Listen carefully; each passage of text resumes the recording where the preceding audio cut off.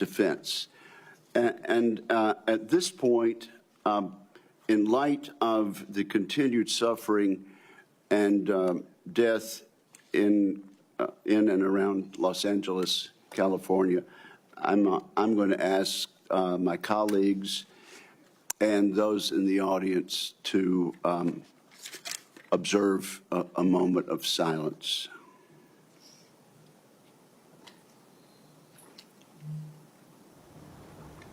Amen. Thank you. I also want to take this opportunity to thank my good friend, Ranking Member Jack Reed. This is my first opportunity to chair this committee in this Congress. I want to thank Senator Reed. Under his chairmanship, he proved time after time that he cares deeply about national security and about the United States of America, and particularly the men and women who wear the uniform and stand watch both here and around the world to protect the United States. Senator Reed, I want to thank you for the many courtesies that you have extended to me in the past, and I look forward to working with you again in a bipartisan fashion this Congress. It's also appropriate to recognize and welcome 3 senators attending their very first Senate Armed Service Committee hearing as members. Senator Banks of Indiana, Senator Sheehy of Montana, and Senator Slotkin of Michigan. We are excited to have you as committee colleagues and look forward to many important contributions from each of you.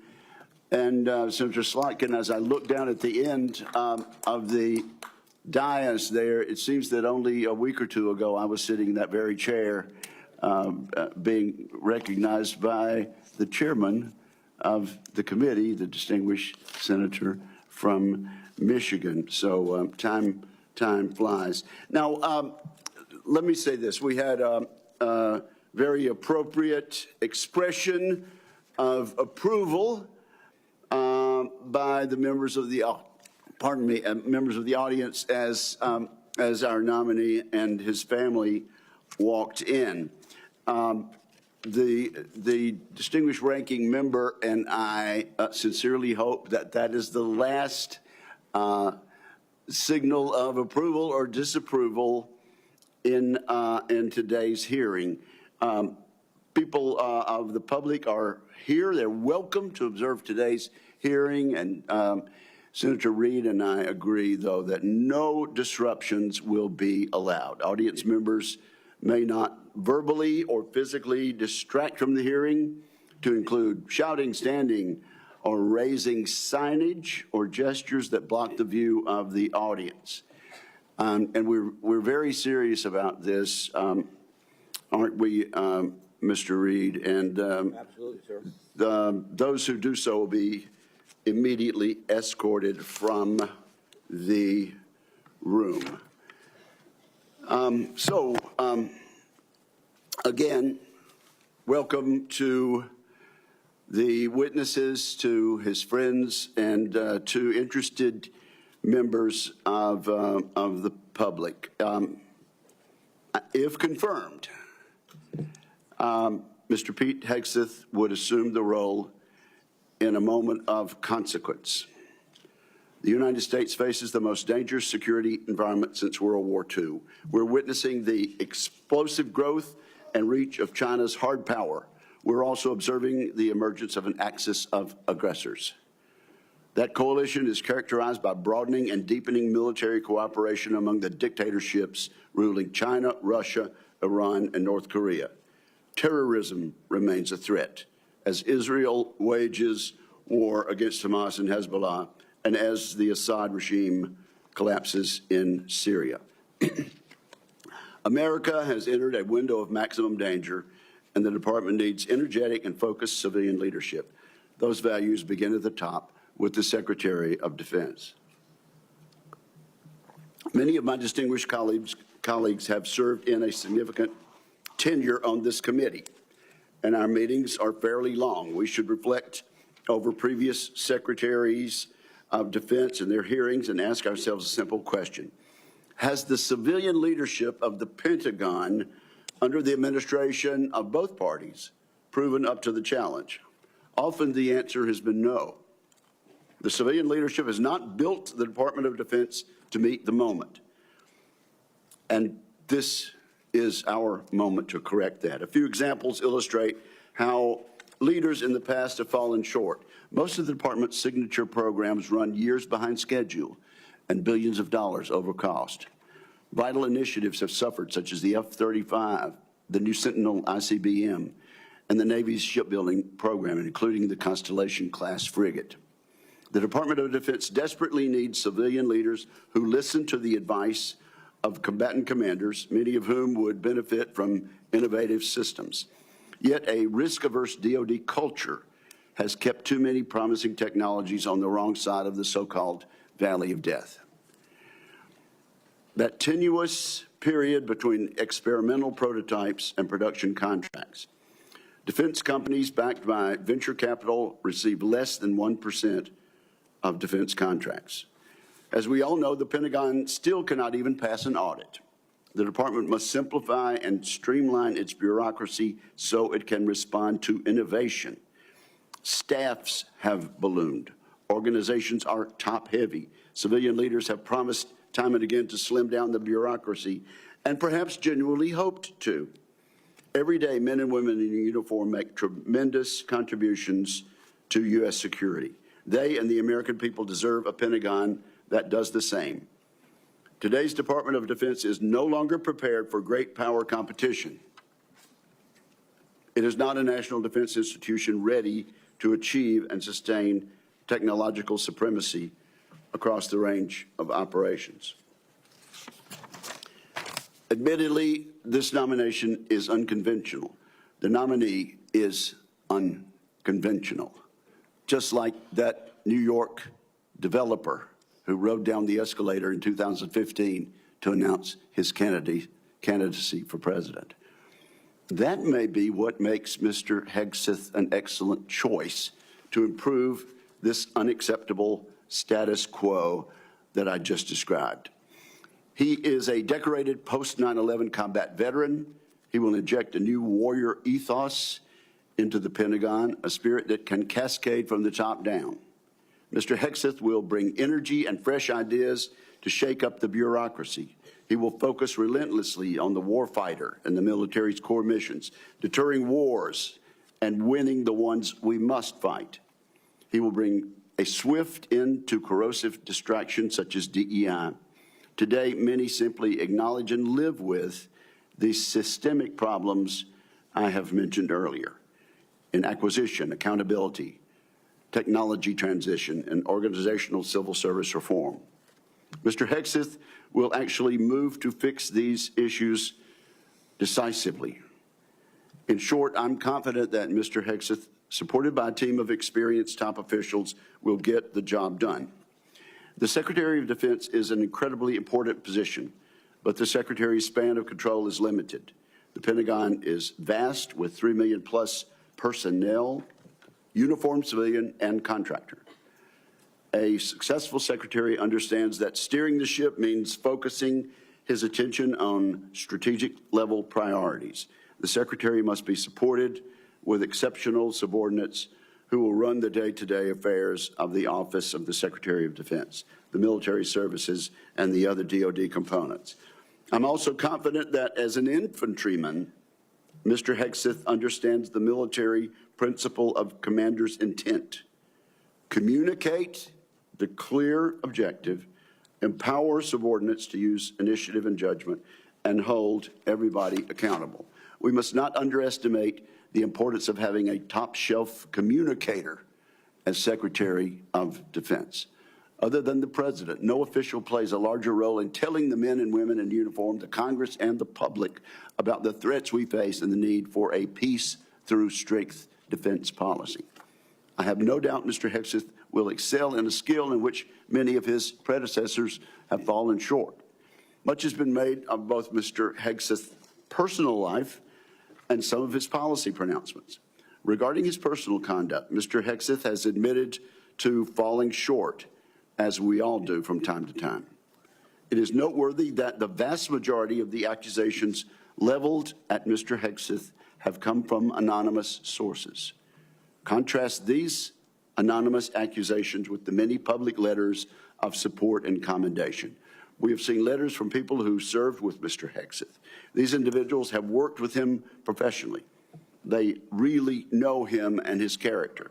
These patriotic Americans have been willing to put their names and reputations on the line to support Mr. Hegseth. I look forward to sharing these testimonials with the American people. Let me mention one right now. It comes from David Bellavia, who earned the Medal of Honor for heroic actions in combat in Fallujah, Iraq. David Bellavia writes the following: Pete is fearless, unflappable, and confronts conflicts head-on. He's a leader to the core. When Pete is confirmed as the next Secretary of Defense of the United States of America, this country will finally know the privilege of having a true ambassador able to speak on behalf of this generation and its two-decade global war on terror. Washington doesn't build men like Pete. Combat builds men like Pete. As I said, there are more letters expressing the same endorsement. Today, we'll hear from the nominee directly. I want to thank Mr. Hegseth as well as his loved ones for being here today. I look forward to discussing his nomination. I look forward to hearing from Mr. Hegseth about the ways he hopes to rebuild the American strength that secures the peace. And so now I turn to my friend and colleague, Ranking Member Reed, for his opening remarks.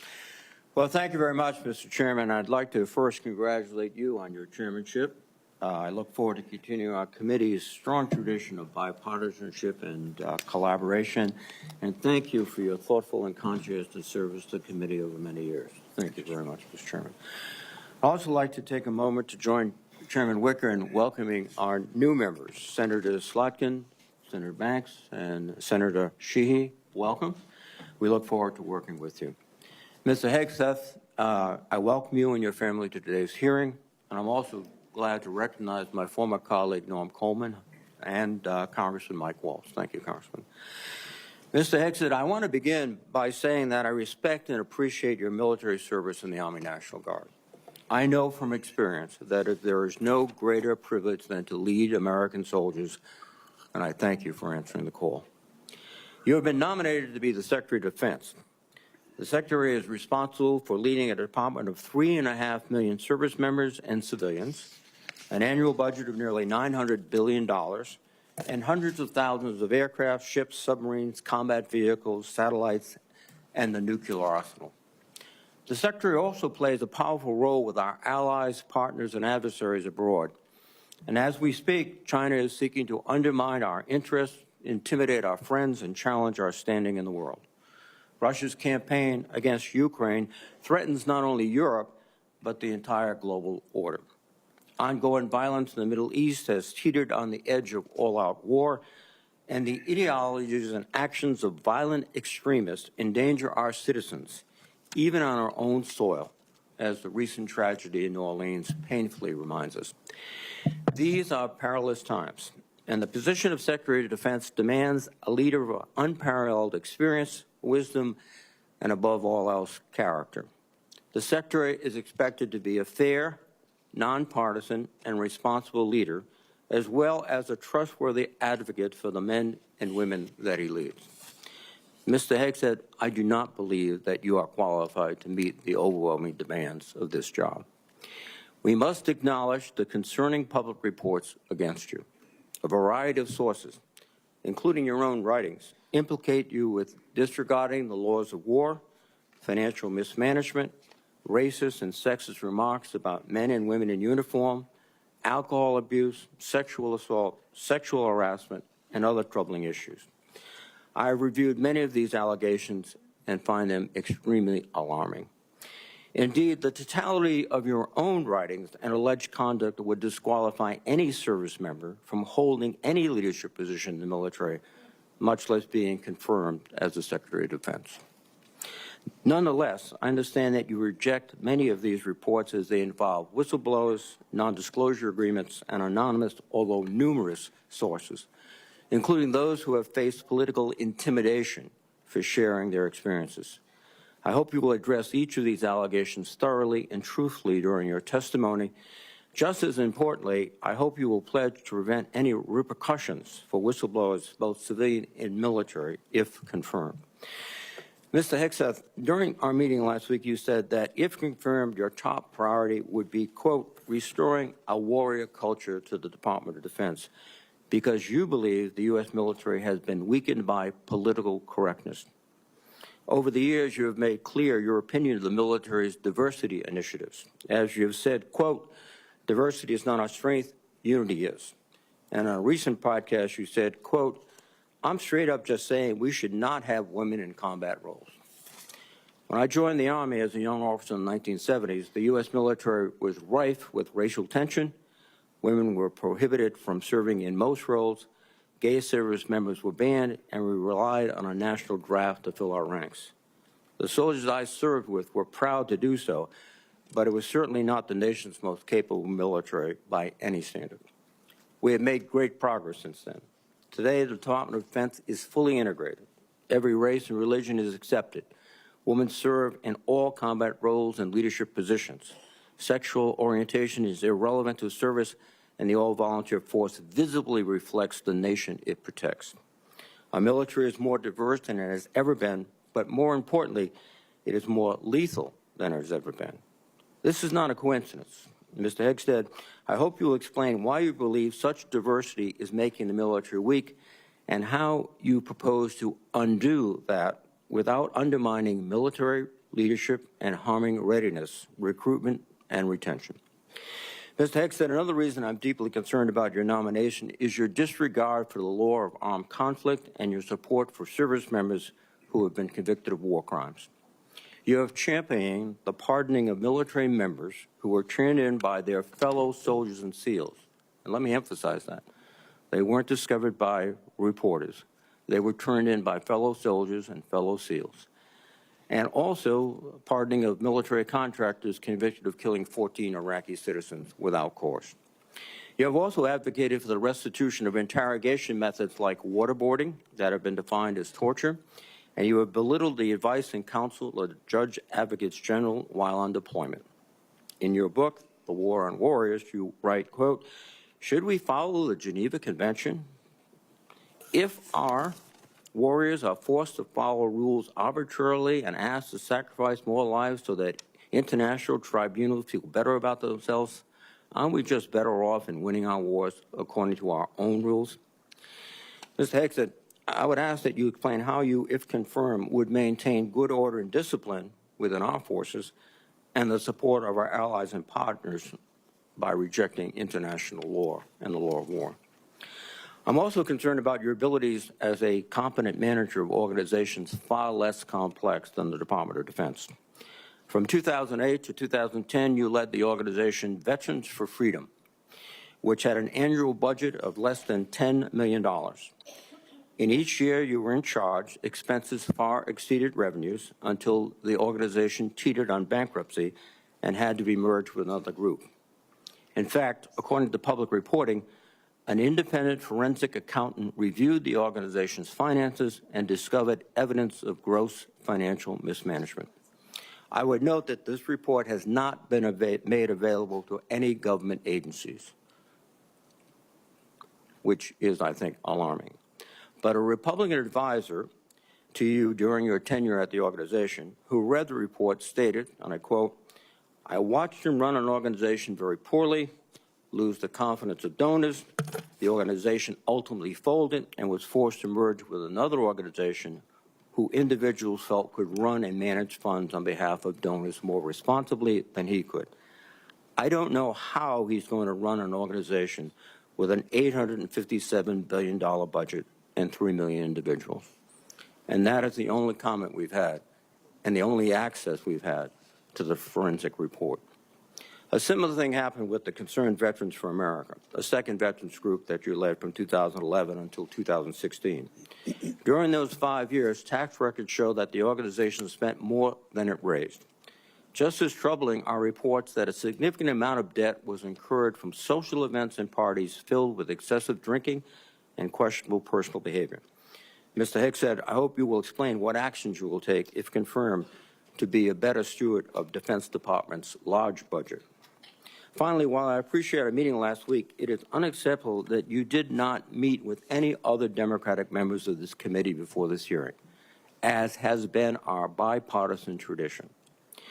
During my time in the Senate, I have voted for and worked closely with Secretaries of Defense appointed by Republican presidents.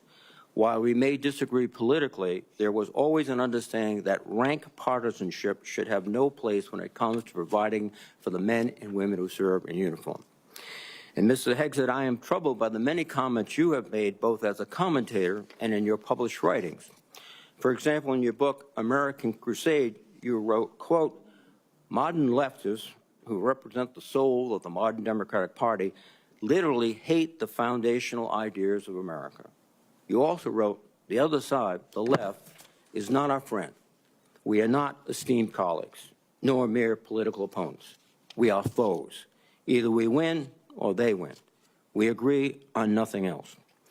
Mr. Hegseth, if confirmed as Secretary of Defense, you would lead an organization that, like the country it represents, is composed of Democrats and Republicans. Yet your language suggests that you regard many of these men and women as foes. And I would ask you to explain why service members and civilians who do not share your political opinions can trust that they will not be targeted during your tenure. Indeed, the challenge of the Secretary of Defense is to remove partisan politics from the military. You propose to inject it. This would be an insult to the men and women who have sworn to uphold their own apolitical duty to the Constitution. Mr. Hegseth, you are the 9th nominee for Secretary of Defense that I've had the honor to consider as a member of the Senate Armed Services Committee. I have voted in favor of all your predecessors, including those in the first Trump administration. Unfortunately, you lack the character and composure and competence to hold the position of Secretary of Defense. Thank you. Thank you, Senator Reed. And now it's my privilege and honor and pleasure to recognize two witnesses who have come forward to introduce our nominee. First, I recognize my former colleague and former Senator Norm Coleman of Minnesota for the purpose of an introduction. Norm, we are glad to see you and glad to have you back, and you are recognized for an introduction. Thank you, Mr. Chairman, Ranking Member Reed, members of the committee, my former colleagues. I'm honored to introduce a son of Minnesota to you, Pete Hegseth. As a senator from Minnesota, I spent many hours with this young man as he walked the halls of Congress advocating on behalf of America's veterans. And he is young in the best sense of the word. He is strong, focused, intelligent, incisive, a great listener, and is almost supernaturally energetic, just what we need in a Secretary of Defense in times of massive change. He is the real deal.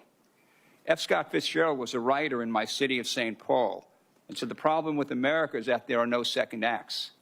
He was wrong. Pete was a brave soldier, has been an able communicator, and I believe is about to begin a great second act as our Secretary of Defense. He has struggled and overcome great personal challenges. Please don't give in to the cynical notion that people can't change. We need the ones who can change to lead us, to be beacons of hope, and to remind us that grace can lead us home. 4 years ago, President Biden's nominee, Lloyd Austin, a good and honorable man, received 97 votes on the floor of the Senate. And we went through the debacle of the Afghanistan withdrawal. Putin invaded Ukraine. The Houthis endanger our shipping lanes. We witnessed Israeli miracles against America's enemies in the Middle East, where the United States was more of an impediment than a help. Our recruitment numbers have sunk dramatically, and our southern border has suffered a slow but dangerous invasion. Yes, Pete Hegseth is an out-of-the-box nominee, and I say it's high time to get out of the box. One more thought. The country longs for a government of less division and more respect and dignity. My hope is that this committee hearing provides what they are asking for. Disagree? Yes. Strongly if necessary. But then come together to support the nominee, this nominee, Pete Hegseth, of the one president we have at a time. laying aside partisan politics for the essential mission of national security upon which everything else depends. Mr. Chairman, I yield. Thank you, Norm. I do appreciate that and appreciate your presence today. I now have the honor and pleasure of introducing Congressman Waltz. I understand, Congressman, you are still a member of the House for another day or two. Another day or two. Okay, and I now recognize Congressman Waltz for whatever opening statement and introduction he might make. Well, thank you, Chairman Wicker, and Chairman has a very nice ring to it, so congratulations, Ranking Member Reed, distinguished members of this committee. It is a privilege to appear before you today and urge the members of this committee to confirm Pete Hegseth as our next Secretary of Defense. And I'm not here today just to advocate on behalf of a future colleague, but to speak on behalf of someone I consider a dear friend for over a decade now. Like Pete, I served in the U.S. Army. Like Pete, I'm a veteran. We deployed to Afghanistan and all over the world at the height of the war on terror, which is the war of our generation. And like thousands of other warfighters, we've witnessed the hardships of war. We've experienced the loss of friends in combat. We've endured too much time away from family and friends, and no one, I can promise you this, no one hates war more than those who have had to go fight it. No one does. Pete's story, though, isn't that much different from the millions of other veterans, and they know it, and they appreciate him for the experiences that he's gone through. And after our country was brutally attacked on 9/11, Pete Hegseth answered the call of duty like so many others. He put the interests of this country ahead of his own. And I can tell you firsthand, as can the heroes sitting in this audience behind me, Pete's character of country, his selflessness, his duty, these are the key tenets that have shaped him into the leader that he is today. These are the traits that President Trump recognized when making the decision to nominate Pete for this critical role. He will bring the perspective of being the first Secretary of Defense to have served as a junior officer on the front lines, not in the headquarters, on the front lines in the war on terror, and recognizes the human costs, the financial costs, and the policy drift that was discussed often in this very room that led us to decades and decades of war. So not only does he understand the threats he faces, but as the chairman mentioned, he is brilliant, in my mind, at communicating those to the American people in a way that is often not communicated in Washington, D.C., to reach out to the American people so that they understand why the military needs to do what it needs to do. And look, I have no doubt that he is going to get the Pentagon back to its primary mission, lethal readiness. That warrior ethos is what our enemies will respect. That warrior ethos is what our enemies will fear, and it's that warrior ethos that will keep the peace. And so, ladies and gentlemen, in my humble opinion, our military deserves better than it's getting. Our country faces a devastating recruitment crisis. Men and women are not volunteering to serve at the levels required. Our readiness is down. Our costs are up. And it seems like nearly every major weapon system, again, often discussed in this very room, is costing too much, delivering too little, and taking way too long. The bottom line is the status quo is unacceptable. It's not working. And the members of this committee, you all know it. You know it's not working. And the members of the House Armed Services know it's not working. And we have hearing after hearing, year after year.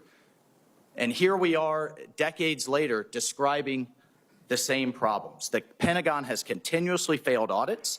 The businesses that want to do business with the Pentagon have to pass an audit, but the entity itself fails an audit. Innovation is stalled, morale is down, standards have been weakened, and meritocracy is less valued. And as a result, our adversaries have been emboldened all over the world. Ladies and gentlemen, it's time for change. It is time for change. You all have literally seen thousands of veterans, as the chairman cited one amazing Medal of Honor recipient. But we have seen thousands of veterans expressing their support for Pete. This is a man who can reinvigorate that warrior ethos, and this is a man that will lead. I can't imagine having a more capable partner in my position as National Security Advisor. Pete is a man of family, of faith, and he's committed to making our country strong again. And most importantly, and brother, I know this in my core, he will always have as a first principle the service members that are out there on the front lines for all of us at the heart of every decision he makes. So, senators, I urge you to support this confirmation. It is critical that President Trump has his national security team in place for the challenges ahead, and I thank you. Thank you, Mike, for your testimony, and I'm guessing that each and every member of this committee will want to have you on speed dial for the next few years. So thank you both. Our two guests may stay, or I know they have other engagements and responsibilities also, but thank you both for your testimony. At this point, Mr. Hegseth, I'm required to ask you as a nominee a series of questions that the committee asks all civilian nominees who appear before it. If you would, please simply respond in the affirmative or negative to each question. Have you adhered to applicable laws and regulations governing conflicts of interest? Yes, sir. Have you assumed any duties or taken any actions that would appear to presume the outcome of the confirmation process? No, sir. Exercising our legislative and oversight responsibilities makes it important that this committee, its subcommittees, and other appropriate committees of Congress receive testimony, briefings, reports, records, and other information from the executive branch on a timely basis. Do you agree, if confirmed, to appear and testify before this committee when requested? Yes, sir.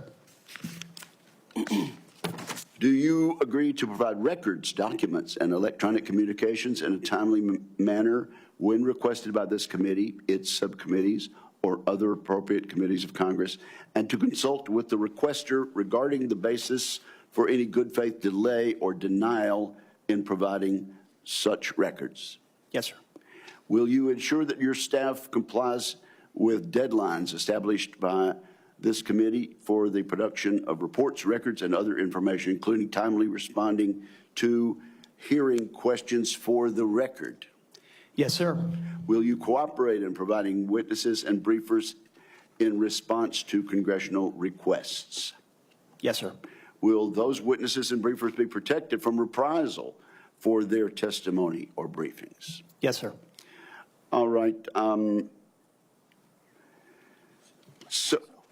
So at this point, Mr. Hegseth, you are recognized for your opening statement. Well, thank you, Chairman Wicker, Ranking Member Reed, and all the members of this committee for this opportunity today. I'm grateful for and have learned a great deal from this advise and consent process. Our founders knew what they were doing. Should I be confirmed, I look forward to working with this committee, senators from both parties, to secure our nation. I want to thank the former senator from Minnesota, Norm Coleman, for his mentorship and friendship in this process, and the incoming National Security Advisor, Congressman, and more importantly for our purposes, Colonel Mike Waltz, for his powerful words. I'm grateful to them both. Thank you to my incredible wife, Jennifer, who has changed my life and been with me throughout this entire process. I love you, sweetheart, and I thank God for you. And as Jenny and I pray together every morning, all glory, regardless of the outcome, belongs to our Lord and Savior, Jesus Christ. His grace and mercy abounds each day. May his will be done. Thank you to my father, Brian, and mother, Penny, as well as our entire family, including our 7 wonderful kids, Gunnar, Jackson, Peter Boone, Kensington, Luke, Rex, sorry, it's a lot of them, and Gwendolyn. Their future safety and security is in all of our hands. And to all the troops and veterans watching and here in the room, Navy SEALs, Green Berets, soldiers, pilots, sailors, Marines, Gold Stars, and more, too many friends to name. Officers, enlisted, black and white, young and old, men and women, all Americans, all warriors. This hearing is for you. Thank you for figuratively and literally having my back. You are a misogynist. Not only that, you are a Christian Zionist. And support the war in Gaza by the Zionists. I want to thank the authorities for their swift reaction to that outburst and state that similar interruptions will be treated in like manner. Mr. Hegseth, you may continue. Well, as I'll say again, thank you for figuratively and literally having my back. I pledge to do the same for all of you. It's an honor to come before this committee today as President Donald Trump's nominee for the office of Secretary of Defense. 2 months ago, 77 million Americans gave President Trump a powerful mandate for change, to put America first, at home and abroad.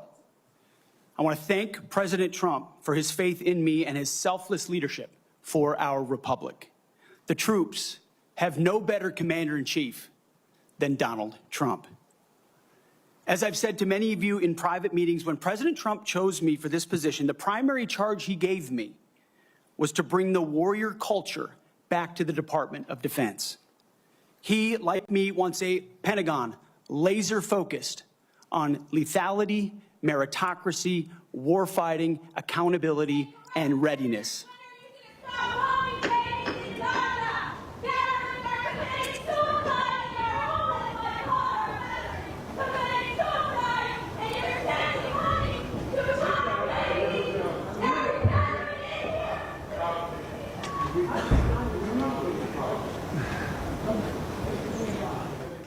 You may continue, sir. Returning the Pentagon back to warfighting, that's it. That's my job. Mr. Hegseth, suspend your remarks. Let me just say this. The Capitol Police are going to remove immediately individuals that are disrupting the hearing. I see a pattern attempted to be inflicted on the committee, and we're simply not going to tolerate that. You may proceed.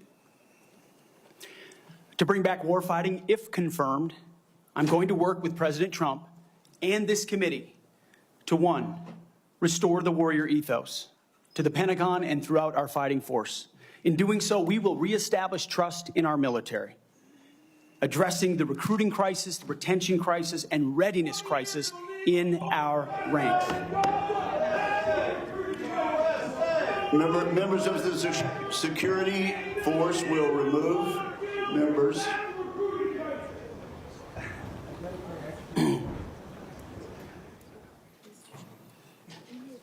Mr. Hegseth, you may. The strength of our military is our unity and our shared purpose, not our differences. Number two, we're going to rebuild our military, always matching threats to capabilities. This includes reviving our defense industrial base, reforming the acquisitions process. As you mentioned, Mr. Chairman, no more valley of death for new defense companies, modernizing our nuclear triad, ensuring the Pentagon can pass an audit, and rapidly fielding emerging technologies. And number three, we're going to reestablish deterrence. First and foremost, we will defend our homeland, our borders, and our skies. Second, we will work with our partners and allies to deter aggression in the Indo-Pacific from the Communist Chinese. And finally, we will responsibly end wars to ensure that we prioritize our resources to reorient to larger threats. We can no longer count on reputational deterrence. We need real deterrence. The Department of Defense under Donald Trump will achieve peace through strength. And in pursuing these America First national security goals will remain patriotically apolitical and stridently constitutional. Unlike the current administration, politics should play no part in military matters. We are not Republicans. We are not Democrats. We are American warriors. Our standards will be high, and they will be equal, not equitable. That's a very different word. We need to make sure every warrior is fully qualified on their assigned weapon system, every pilot's fully qualified and current on the aircraft they are flying, and every general or flag officer is selected for leadership or promotion purely based on performance, readiness, and merit.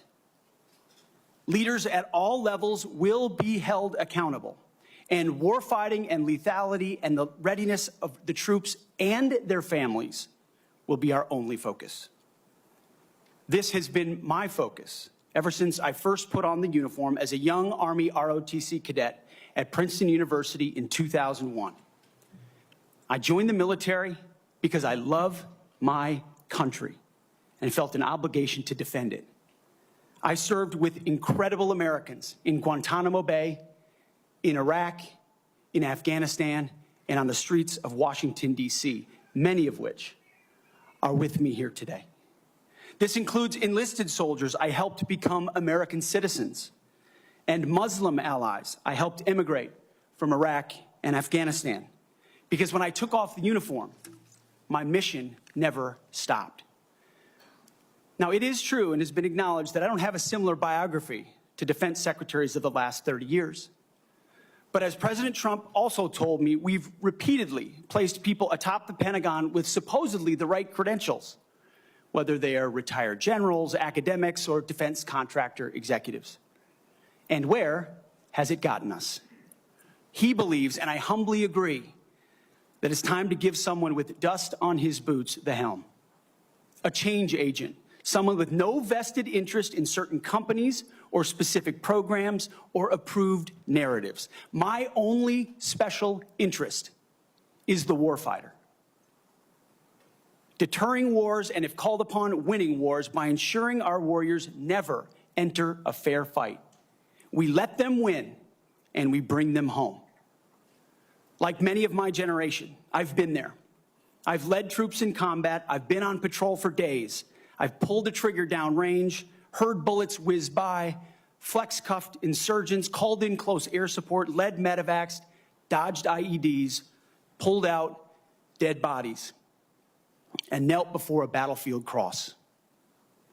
This is not academic for me. This is my life.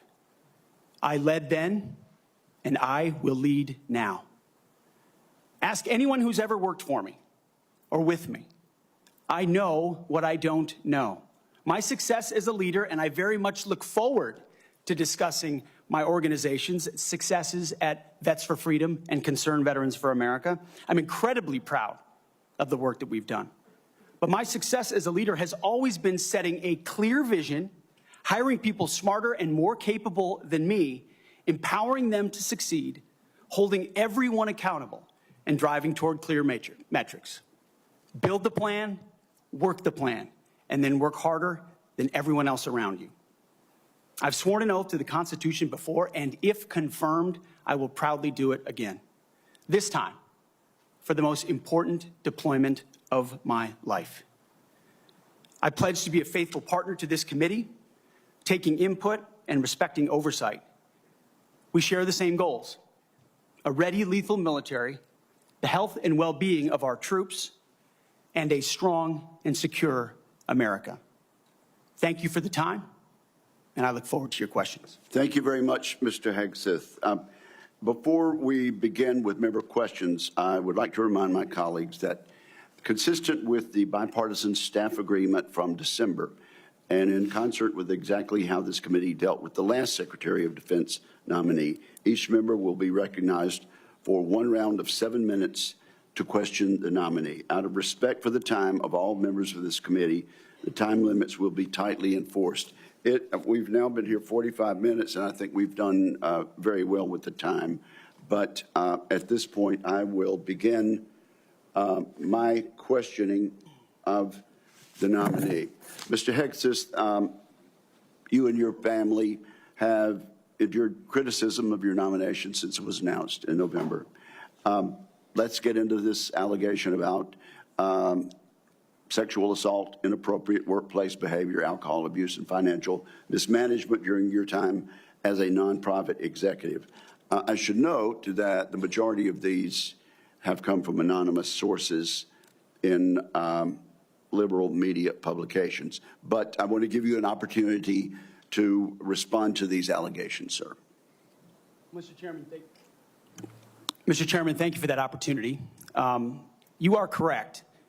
We undertook this responsibility with an obligation to the troops to do right by them for our warfighters. And what became very evident to us from the beginning, there was a coordinated smear campaign orchestrated in the media against us. That was clear from moment one. And what we knew is that it wasn't about me. Most of it was about President Donald Trump, who's had to endure the very same thing for much longer amounts of time. And he endured it in incredibly strong ways. So we, in some ways, knew it was coming. We didn't understand the depth of the dishonesty that would come with it. So from story after story in the media, left-wing media, we saw anonymous source after anonymous source based on second or third-hand accounts. And time again, stories would come out, and people would reach out to me and say, you know, I've spoken to this reporter about who you really are, and I was willing to go on the record. But they didn't print my quote. They didn't print any of my quotes. Or, I've worked with you for 10 years, or I was your accountant, or I was your chief operating officer, or I was your board member, or I was with you on 100 different tour stops for Concerned Veterans for America. No one called me. No one asked about your conduct on the record or off the record. Instead, a small handful of anonymous sources were allowed to drive a smear campaign, an agenda about me, because our left-wing media in America today, sadly, doesn't care about the truth. All they were out to do, Mr. Chairman, was to destroy me. And why do they want to destroy me? Because I'm a change agent and a threat to them, because Donald Trump was willing to choose me, to empower me, to bring the Defense Department back to what it really should be, which is warfighting. So I am willing to endure these attacks. But what I will do is stand up for the truth and for my reputation.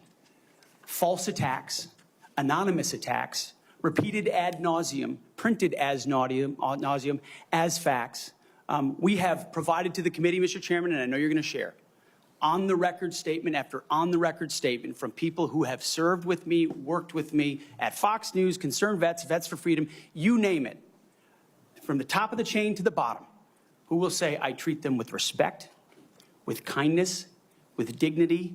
That's men, that's women, that's black, that's white, that's every background. I have prided myself as a leader of respecting people, being professional. That is the balance of mine. I'm not a perfect person, as has been acknowledged. Saved by the grace of God, by Jesus and Jenny. I'm not a perfect person, but redemption is real. And God forged me in ways that I know I'm prepared for. And I'm honored by the people standing and sitting behind me, and look forward to leading this Pentagon on behalf of the warfighters. Thank you, Mr. Hegseth. And frankly, I'm sure there are millions of Americans watching who would agree that they've experienced that same sort of redemption. So I do appreciate that. I realize that it involves a little bearing of the soul, but thank you for that. Now let's talk about top-line defense spending. I have a plan. I think you've read it. I issued another plan, Freedom's Forge, which you've also had a chance to look at.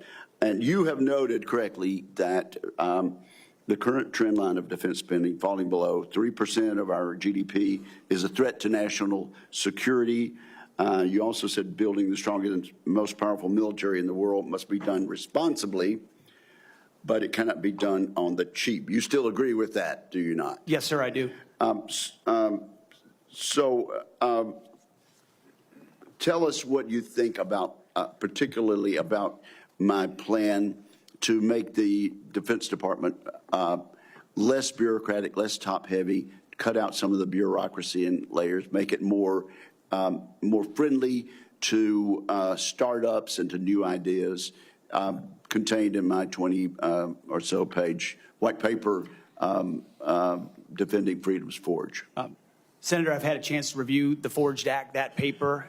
Those are precisely the kinds of ideas that need to be pursued. And I look forward to working with this committee to ensure we cut the red tape, we incentivize innovation, we rebuild the defense industrial base, cut out the bureaucracy, all the things that are preventing the platforms and the tools from getting rapidly from our great defense companies here that should, and those that want to compete, into the hands of warfighters. But past his prologue on this, sir, and I would just look at what President Trump did after the drawdowns of lead from behind under President Obama. President Trump rebuilt our military. He didn't start wars, he ended them, and he didn't allow wars to start on his watch. We've had the same kind of defense cuts under the Biden administration. And so, look, I would present to the committee the reputation of President Donald Trump and me coming alongside him to ensure we have peace through strength by rebuilding our military, investing as necessary. Going under 3%, Mr. Chairman, is very dangerous. Okay, we've got 45 seconds. Tell us, in that point, get us started at least talking about deterring China and the Indo-Pacific. It starts with priorities. The 2017 National Defense Strategy was the first step in reorienting away from simply entanglement in the Middle East, which our generation knows a lot about, and reorienting the behemoth that is the Pentagon toward new priorities, specifically the Indo-Pacific. So that strategy has started and was barely followed through on under the Biden administration. So we're going to start by ensuring the institution understands that as far as threats abroad, the CCP is front and center, also obviously defending our homeland as well.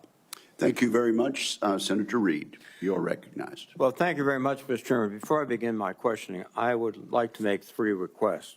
First, many of my members would like a second round. That has been the custom.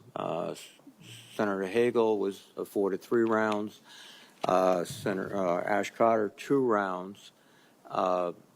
And that was done by a Republican chairman with the consent and the appropriate guidance of Democrats. I must say, too, my recollection is I've never denied anyone the opportunity to ask the second round of questions as I chaired. I would request a second round. And my time is running. I think these are administrative. Oh, yeah, you're using your time. No, if the timekeeper will pause the time.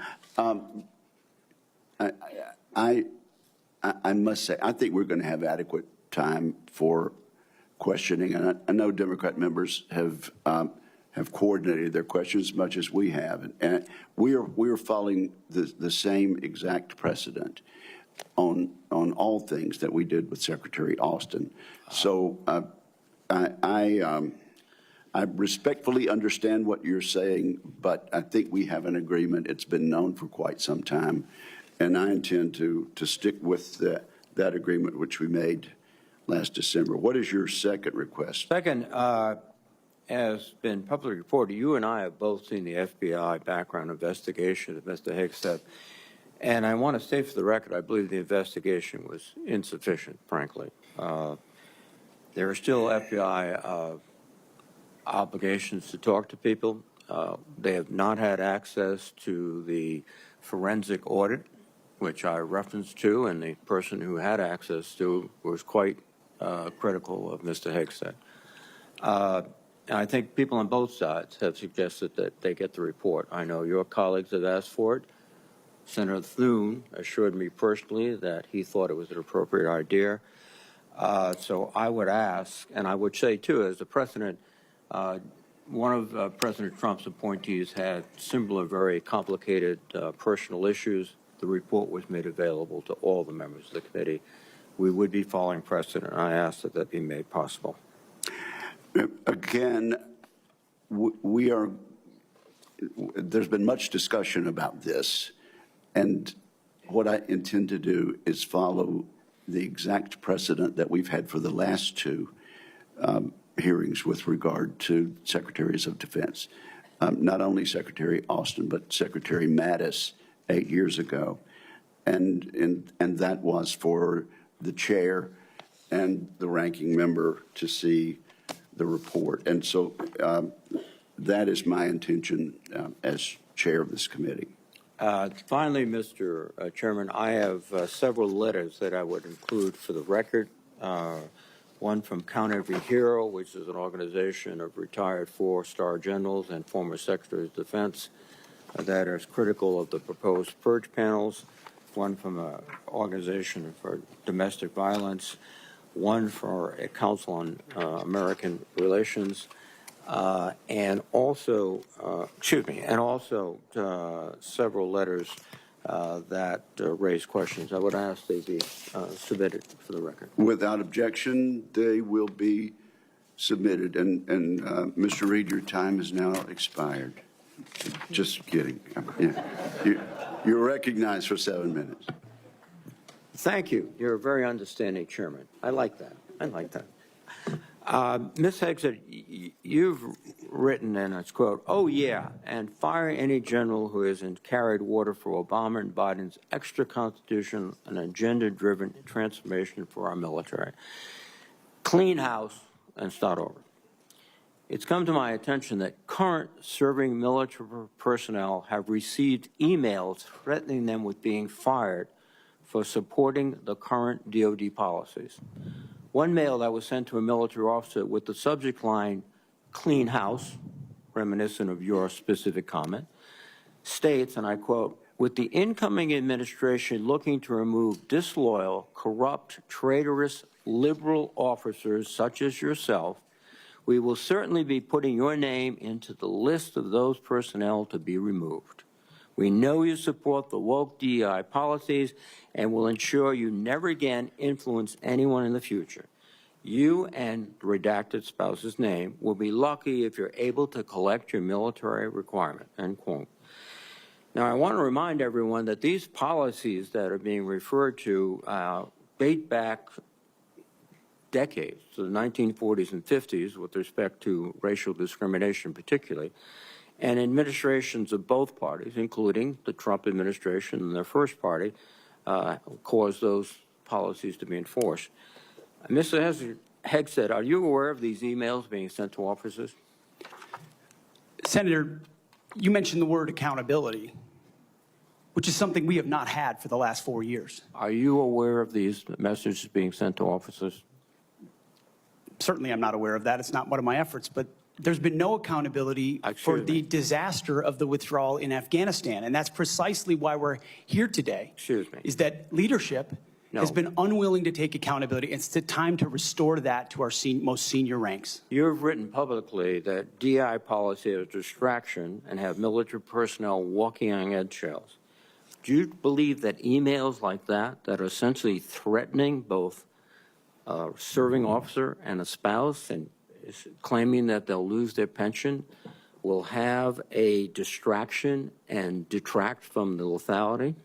Senator, you mentioned the 40s and 50s, and you're precisely right. The military was a forerunner in courageous racial integration in ways no other institutions were willing to do. I served with men and women of all backgrounds because of the courage of people decades and decades ago. Incredibly important. However, the DEI policies of today are not the same as what happened back then. They're dividing troops inside formations, causing commanders to walk on eggshells, not putting meritocracy first. That's the indictment that's made by those serving right now. Excuse me. And why we're having this conversation. All of your public comments don't talk about meritocracy. They talk about liberal democratic efforts that are destroying the military, that those people are our enemies. That's not meritocracy. That's a political view.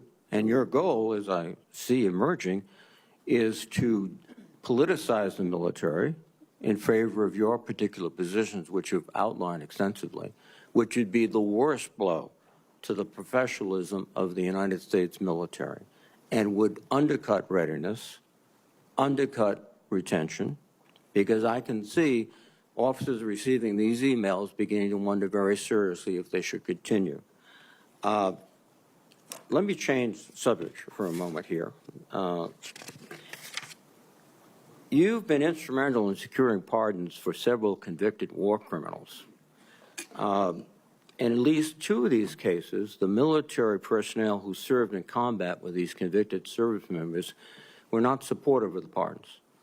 They did their duty as soldiers to report war crimes. Your definition of lethality seems to embrace those people who do commit war crimes, rather than those who stand up and say, this is not right. So what's the response to your service members who personally witnessed these and courageously reported them to their superiors?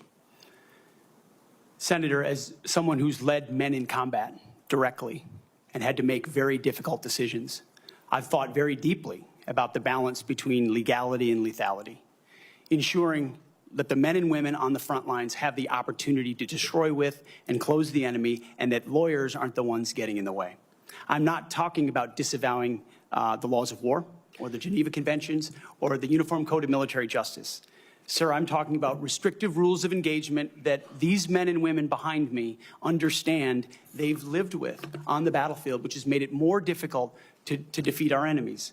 In many of the cases you're talking about in particular, sir, there was evidence withheld, there was prosecutorial misconduct, and as someone who looks case by case and defaults to the warfighter, to the men and women with dust on their boots, not the second guessers in air-conditioned offices in Washington, D.C. Excuse me. I look case by case and was proud to work with President Trump to understand those cases and ensure that our warriors are always looked out for. Those cases were adjudicated by who? People in Washington or fellow non-commissioned officers who had also served, sacrificed, and believed in the ethic of the military? Who were the court-martial? Senator, in multiple cases, they were actually acquitted, but charges cases, lingered. yes, regardless of where those convening authorities were, yes, sir. Some were, but others were convicted, and you asked for pardon. That's the only reason you asked for pardon, because they were convicted.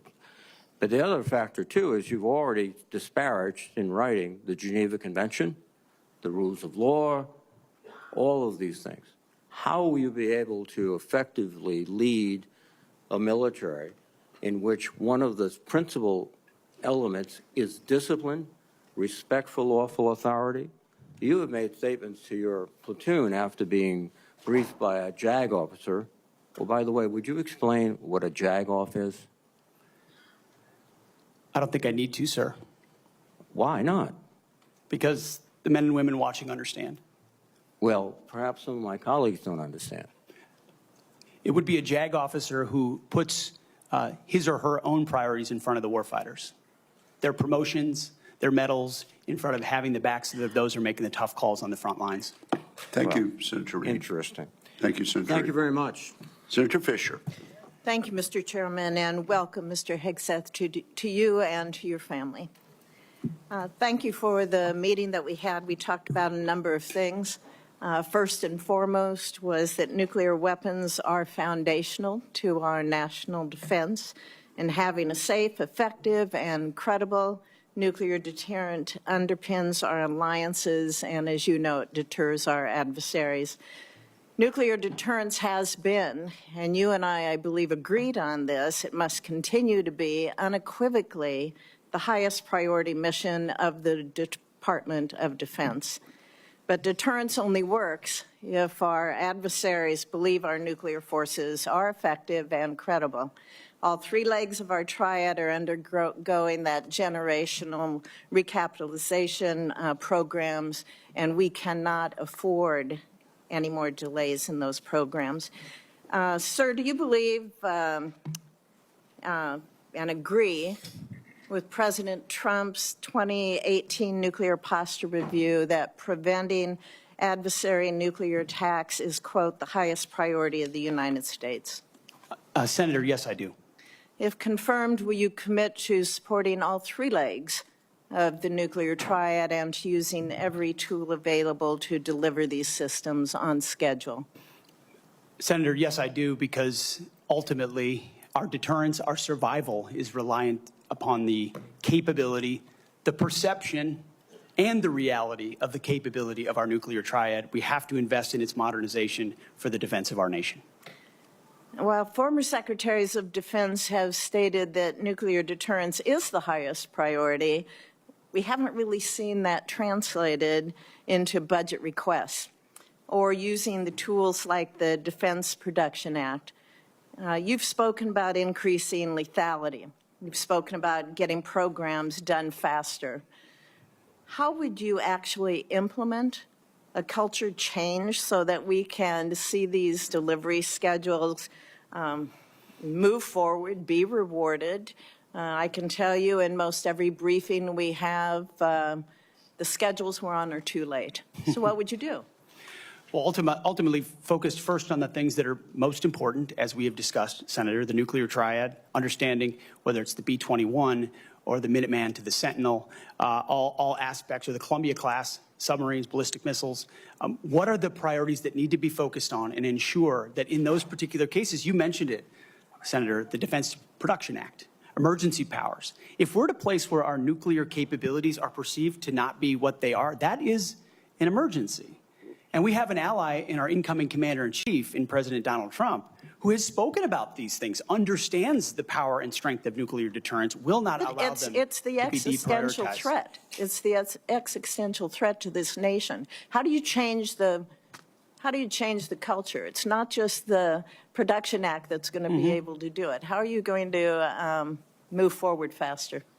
Competition, Senator, is important, critically important. The Death Valley that was talked about, leveraging the innovation of Silicon Valley, which for the first time in generations has shown a willingness, desire, and capability to bring its best technologies to bear at the Pentagon, a Pentagon that has become too insular, tries to block new technologies from coming in. So we have to embrace that, there's some great Office of Strategic Capital, DIU initiatives that provide loans to companies to participate, because you have to invest in the defense industrial base for the longer term projects. We have the capability, the missiles and the munitions, but also to rapidly field emerging technologies that we need on the battlefield right now. So as we learn things, say in the war in Ukraine, those technologies, as we look at threats we're going to face, find ways to rapidly field those using off-the-shelf technologies or standard designs, modular designs. Another easy one, Senator, that became evident in the process is digital designs. The Pentagon often builds entire systems without first using a digital design. Okay. Which means you build prototypes and then scrap them and start over again. No private sector business could survive doing business that way. So there's a lot of innovation, and I'm going to hire a lot of smart people already have to help with that. In the 2025 NDAA, it was established to a new position, the Assistant Secretary of Defense for Nuclear Deterrence, Chemical and Biological Defense Policy and Programs. And that was established so we could cut through a lot of the bureaucratic stovepipes that we see in the office of the Secretary of Defense. If confirmed, will you direct the Department of Defense components to expeditiously implement this reform? It sounds, I would want to look directly at great. exactly what that reform is. It is I great. take your word that it's great, Senator. I will review it robustly, and I look forward to implementing it. Okay, thank you.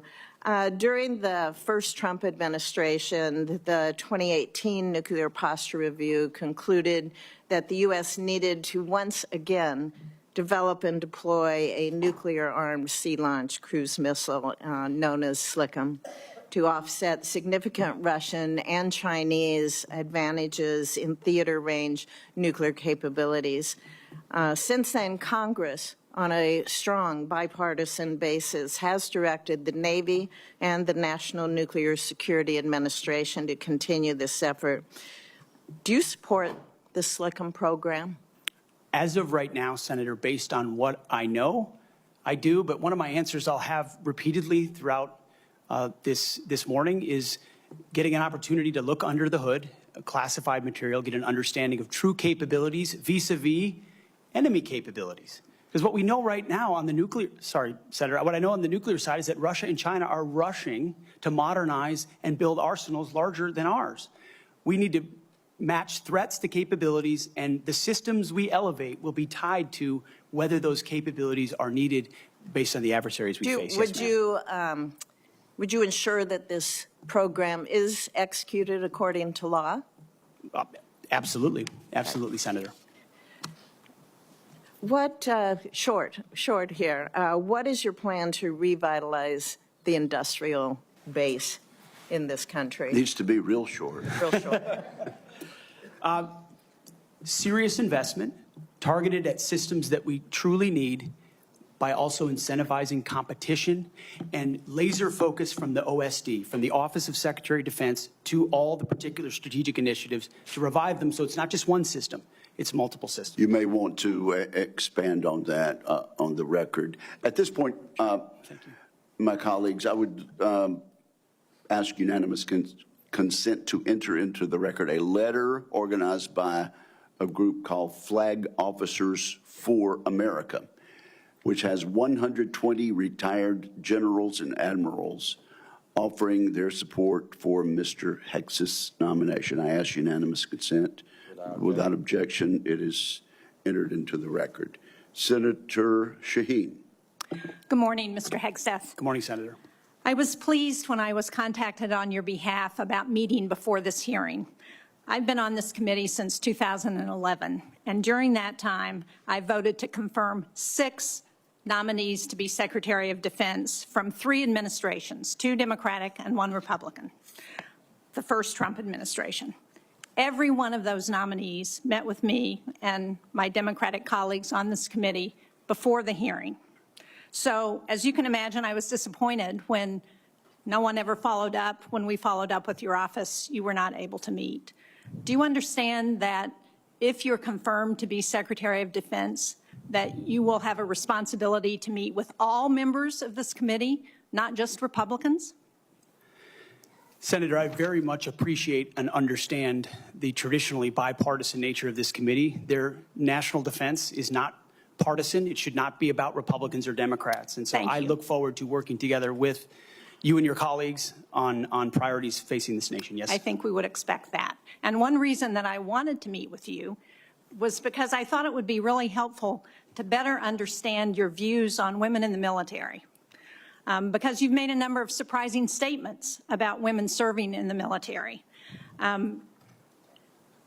As recently as November the 7th of 2024 on the Sean Ryan Show, you said, and I quote, "I'm straight up saying that we should not have women in combat roles. It hasn't made us more effective." The quote went on a little longer, but that was the gist of it. That was before you were nominated to be Secretary of Defense. Mr. Hegseth, do you know what percentage of our military is comprised of women? I believe it's 18 to 20%, Senator. It's almost 18%, and in fact, DOD's 2023 demographic report indicated that there are more women serving now, and there are fewer separations. So they make up a critical part of our military, wouldn't you agree? Yes, ma'am. Women in our military, as I have said publicly, have and continue to make amazing contributions across all aspects of our battlefield. Well, you also write in your book, The War on Warriors, with the chapter, The Deadly Obsession with Women Warriors, that, quote, "Not only are women comparatively less effective than men in combat roles, but they are more likely to be objectified by the enemy and their own nation in the moral realms of war." Mr. Hegseth, should we take it to believe that you believe that the 2 women on this committee who have served honorably and with distinction made our military less effective and less capable? I'm incredibly grateful for the 2 women who've served our military in uniform and including in the Central Intelligence Agency, contributions on the battlefield, indispensable contributions. Senator, I would like to clarify, when I'm talking about that issue, it's not about the capabilities of men and women, it's about standards. And this committee has talked a lot about standards. Standards that we, unfortunately, over time, have seen eroded in certain duty positions, certain schools, certain places, which affects readiness, which is what I care about the most, readiness on the battlefield. I appreciate that. And so my comments point time and time again to standards. Your statements publicly have not been to that effect. After your nomination, you did state to a group of reporters that you, quote, "support all women serving in our military today who do a fantastic job across the globe, including combat." So what I'm confused about, Mr. Hegseth, is which is it? Why should women in our military, if you were the Secretary of Defense, believe that they would have a fair shot and an equal opportunity to rise through the ranks? If on the one hand, you say that women are not competent, they make our military less effective, and on the other hand, you say, oh no, now that I've been nominated to be the Secretary of Defense, I've changed my view on women in the military. What do you have to say to the almost 400,000 women who are serving today about your position on whether they should be capable to rise through the highest ranks of our military? Senator, I would say I would be honored to have the opportunity to serve alongside you, shoulder to shoulder, men and women, black, white, all backgrounds, with a shared purpose. Our differences are not what define us. Our unity and our shared purpose is what define us, and you will be treated fairly and with dignity, honor, and respect, just like every man and woman in uniform, just like the men and women that I've worked with in my veterans organizations, to include when I was a headquarters and headquarters company commander in the Minnesota National Guard. Well, I appreciate your 11th well. hour conversion, but Mr. Chairman, for the record, I would like to submit Chapter 5, The Deadly Obsession with Women Warriors, for the record. Mr. Hegseth, Without objection, it will be submitted. and are you accepted. familiar with the Women, Peace, and Security agenda at the Department of Defense? Yes, ma'am, I am. This is a law that was signed during President-elect Trump's first term. It was legislation that I sponsored with Republican Senator Capito of West Virginia. It was co-sponsored by Marco Rubio, the nominee to be the President-elect's Secretary of State. It was led in the House of Representatives by Kristi Noem, the President-elect's nominee to be the Secretary of Homeland Security. It mandates that women be included in all aspects of our national security, including conflict resolution and peace negotiations. And at the Department of Defense, it has been the law for 8 years under both the Trump and Biden administrations. The DoD has incorporated women throughout its decision-making as a result. Every single combatant commander across 2 administrations has told this committee that this law and its implementation at the Department of Defense provides them a strategic advantage operationally.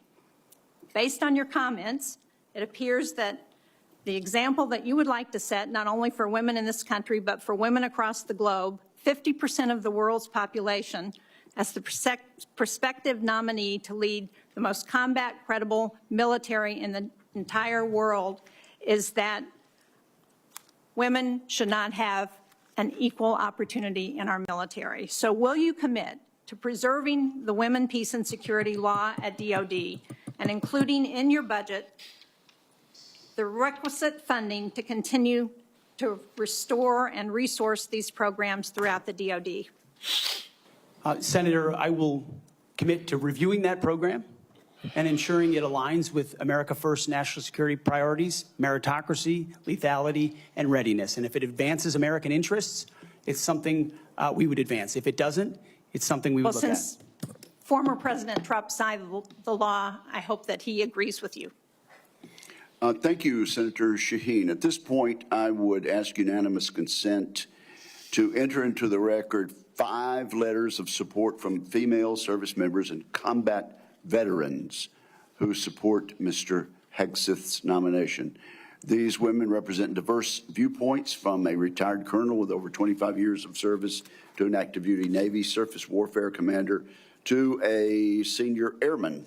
They support Mr. Hegseth and comment on his focus on merit, warfighting readiness, military training status, and the warrior ethos. So without objection, it will be entered into the record.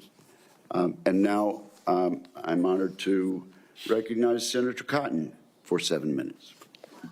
Mr. Hegseth, let's continue on this line of questioning about what's sometimes referred to as women in combat. I think that phrase is something of a misnomer.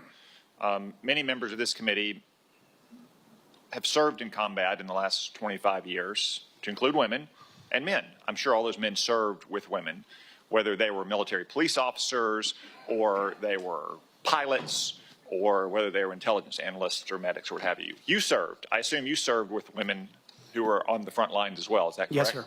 And were those women anything other than skilled, brave, and honorable in their service? They were some of the best soldiers I worked with, Senator. So women have been serving in combat for a long time. Women have even been serving in combat units like infantry battalions for a long time in roles like medics or mechanics or what have you. So what we're talking about here specifically is women in ground combat roles in jobs like infantrymen or artillerymen or special forces. Now, until about 10 years ago, that wasn't the case. Under Secretary Panetta, those roles were opened up to women to serve in. Has President Trump indicated at all that he plans to rescind or alter that guidance? You're correct to point out, Senator, that these are the decisions that the Commander-in-Chief will have the prerogative to make. He has not indicated to me that he has plans to change whether or not women would have access to these roles. However, I would point out, ensuring that standards are equal and high is of importance to him and great importance to me. Because in those ground combat roles, what is true is that the weight of the ruck on your back doesn't change. The weight of the .155 round that you have to carry doesn't change. The weight of the .240 Bravo machine gun you might have to carry doesn't change. And so whether it's a man or a woman, they have to meet the same high standards. And Senator, in any place where those things have been eroded or in courses, criteria have been changed in order to meet quotas, racial quotas or gender quotas, that is putting a focus on something other than readiness, standards, meritocracy, and lethality. So that's the kind of review I'm talking about, not whether women have access to ground combat. Okay, so thank you. So you expect no change to that guidance, but as you point out, in these specific jobs, there are irreducible physical demands. We expect our intelligence analysts and our mechanics to be physically fit in the military, but it's different when you're in the infantry or the artillery. You just mentioned a few things. Let me point it out. An artillery shell weighs almost 100 pounds. An Abrams tank round weighs around 50 pounds. The M240 Bravo machine gun with its tripod weighs almost 50 pounds. The average weight of a full kit, ammo, water, commo, body armor for a soldier is over 100 pounds. Nothing you can do can change any of those things, right? That is physical reality. Go ahead. Yes, Senator. And I would say the requirements to handle those things in a ground combat unit, as far as standards, can look different than those of a medic or a drone pilot. And so it's not that it has to be the same standard throughout. It's standards to maximize efficacy of that particular position. Let me read a quote here from one Army officer. While it may be difficult for a 120-pound woman to lift or drag 250 pounds, the Army cannot artificially absolve women of that responsibility. It may still exist on the battlefield. The entire purpose of creating a gender-neutral test was to acknowledge the reality that each job has objective physical standards to which all soldiers should be held, regardless of gender. The intent was not to ensure that women and men will have an equal likelihood of meeting those standards. I assume, based on your testimony, you agree with that Army officer? Absolutely. The standards need to be the same, and they need to be high, and they need to be set by the people closest to the problem set, closest to the understanding of what is required by that job. Commanders, commanding officers, and COCOMs and elsewhere who understand the reality of what they face, that's the feedback we should get. That's what should be enshrined and enforced, and no other set of political prerogatives. When I talk about removing politics, ideological or political prerogatives should contribute to those determinations, nothing other than the execution of the mission. Thank you. For the record, that Army officer was Captain Kristen Griest, the Army's first female infantry officer and one of its first female Ranger School graduates. One final point, you said they need to be objective, gender neutral, and high. That's because the demands are, in fact, very high. The current physical fitness test for the Army has a minimum 2-mile run of 22 miles. Run. And I want the reporter to note that I'm putting run in air quotes, because 22 miles at 2 miles is not running. It may be jogging. It's probably walking fast. Let's move on. We've got a big 22 minutes. We've got a big audience here. Many of them seem to be patriotic supporters of you, Mr. Hegseth. Some of them seem to be liberal critics of you. I would note that it's only the liberal critics that have disrupted this hearing.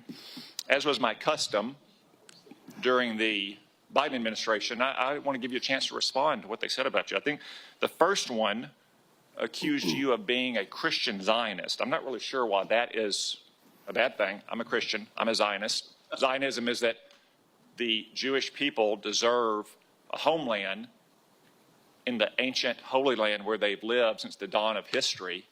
Do you consider yourself a Christian Zionist? Senator, I'm a Christian, and I robustly support the state of Israel and its existential defense, and the way America comes alongside them is their great ally. Thank you. Because another protester, and I think this one was a member of Code Pink, which, by the way, is a Chinese Communist front group these days, said that you support Israel's war in Gaza.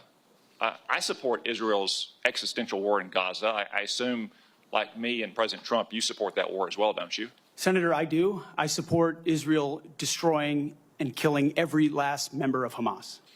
And the third protester said something about 20 years of genocide. I assume that's our wars in Iraq and Afghanistan. Do you think our troops are committing genocide in Iraq and Afghanistan? Senator, I do not. I think our troops, as you know, as so many in this committee know, did the best they could with what they have. We're not the outcomes, and tragically, the outcome we saw in Afghanistan under the Biden administration put a stain on that, but it doesn't put a stain on what those men and women did in uniform, as you know full well, Senator. Thank you, Mr. Hegseth.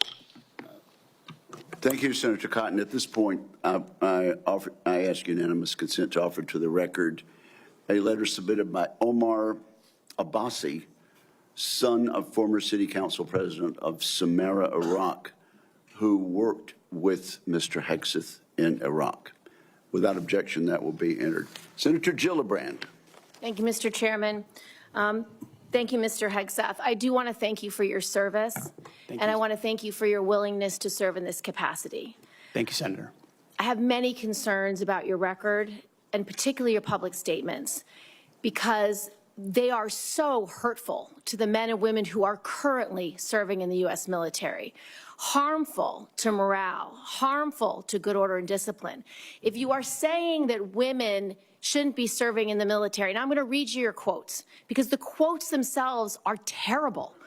You will have to change how you see women to do this job well, and I don't know if you are capable of that. So I want to press on these issues that my colleague Jean Shaheen brought up, because she said it so well. So first of all, you answered your questionnaire. Do you believe that any American who wants to serve in their country in the military and can meet objective standards set by the military should be allowed to serve without limitation? You've said yes to that question. But then in all of these other circumstances, you've denigrated active duty service members. We have hundreds of women who are currently in the infantry, lethal members of our military serving in the infantry, but you degrade them. You say, we need moms, but not in the military, especially in combat units. So specific to Senator Cotton's question, because Senator Cotton was giving you layups to differentiate between different types of combat. And specifically, as Secretary, would you take any action to reinstitute the combat arms exclusion for female service members, knowing full well you have hundreds of women doing that job right now? And the standards, your 2-mile run, Tom, is about the Army Combat Fitness Test. It is not the requirements to have an MOS 11 Bravo, which is the infantry. These are the requirements today for people serving in the industry, men and women. They are gender neutral, and they are very difficult to meet. They have not been reduced in any way, and our combat units, our infantry is lethal. So please explain specifically, because you will be in charge of 3 million personnel. It is a big job. And when you make these public statements, and I get you were not Secretary of Defense then, I get you were on TV, I get you were helping veterans, I get it was a different job. But most recently, you said this in November of 2024, knowing full well you might have been named as Secretary of Defense. So please explain these types of statements, because they're brutal and they're mean and they disrespect men and women who are willing to die for this country. Well, Senator, I appreciate your comments. And I would point out, I have never disparaged women serving in the military. I respect every single female service member that has put on the uniform, past and present. My critiques, Senator, recently and in the past, and from personal experience, have been instances where I've seen standards lowered, and you mentioned 11 Alpha, 11 Bravo, MOS, places in units, and the book that has been referenced multiple times here, The War on Warriors.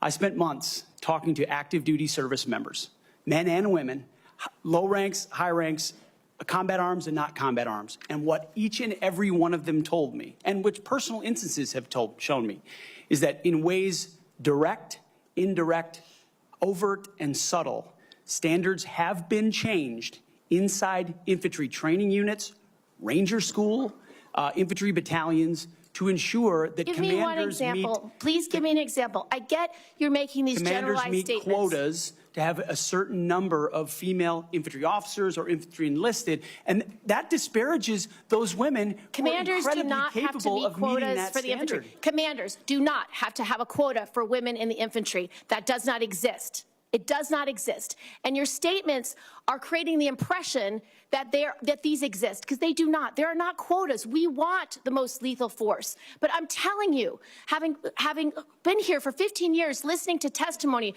about men and women in combat and the type of operations that were successful in Afghanistan and in Iraq, women were essential for many of those units. When Ranger units went in to find where the terrorists hiding in Afghanistan or in Iraq, if they had a woman in the unit, they could go in, talk to the women in a village, say, where are the terrorists hiding? Where are the weapons hiding? And get crucial information to make sure that we can win that battle. So you cannot denigrate women in general, and your statements do that. We don't want women in the military, especially in combat. What a terrible statement. So please, do not deny that you've made those statements. You have. We take the responsibility of standards very seriously, and we will work with you. I'm equally distressed you would not meet with me before this hearing. We could have covered all of this before you came here, so I could get to the 15 other questions that I want to get to. So women you have denigrated. You have also denigrated members of the LGBTQ community. Did you know that when Don't Ask, Don't Tell was in place, we lost so many crucial personnel, over 1,000 in mission-critical areas. We lost 10% of all our foreign language speakers because of a political policy. You said in your statement, you don't want politics in the DOD. Everything you've said in these public statements is politics. I don't want women. I don't want moms. What's wrong with a mom, by the way? Once you have babies, you therefore are no longer able to be lethal? I mean, you're basically saying women, after they have children, can't ever serve in the military in a combat role. It's a silly thing to say. It's a silly thing to say, beneath the position that you are aspiring to. To denigrate LGBTQ service members is a mistake. If you are a sharpshooter, you're as lethal regardless of what your gender identity is, regardless of who you love. So please know this to be a true statement. So you say it was a political thing. You say it undermined us, social engineering. I don't know why someone having to publicly say or not publicly say who they love is social engineering. I think having that policy in the first place was highly problematic. And as you said in your statement, do you agree anybody should be able to serve in the military if they meet the standards?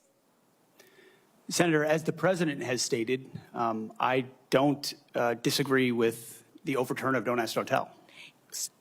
Great, because I don't want you thinking, can't serve if you're a mom, can't serve if you're LGBTQ, and then last, can't serve if you're a leftist. The statements you said about people who have views differently than you, that we're the enemy, are you saying that 50% of the DOD, if they hold liberal views or leftist views or are Democrats, are not welcome in the military? Are you saying that? Senator, I volunteered to deploy to Afghanistan under Democrat President Barack Obama. I also volunteered to guard the inauguration of Joe Biden, but was denied the opportunity to serve because I was identified as an extremist by my own unit for a Christian tattoo. Thank you very much.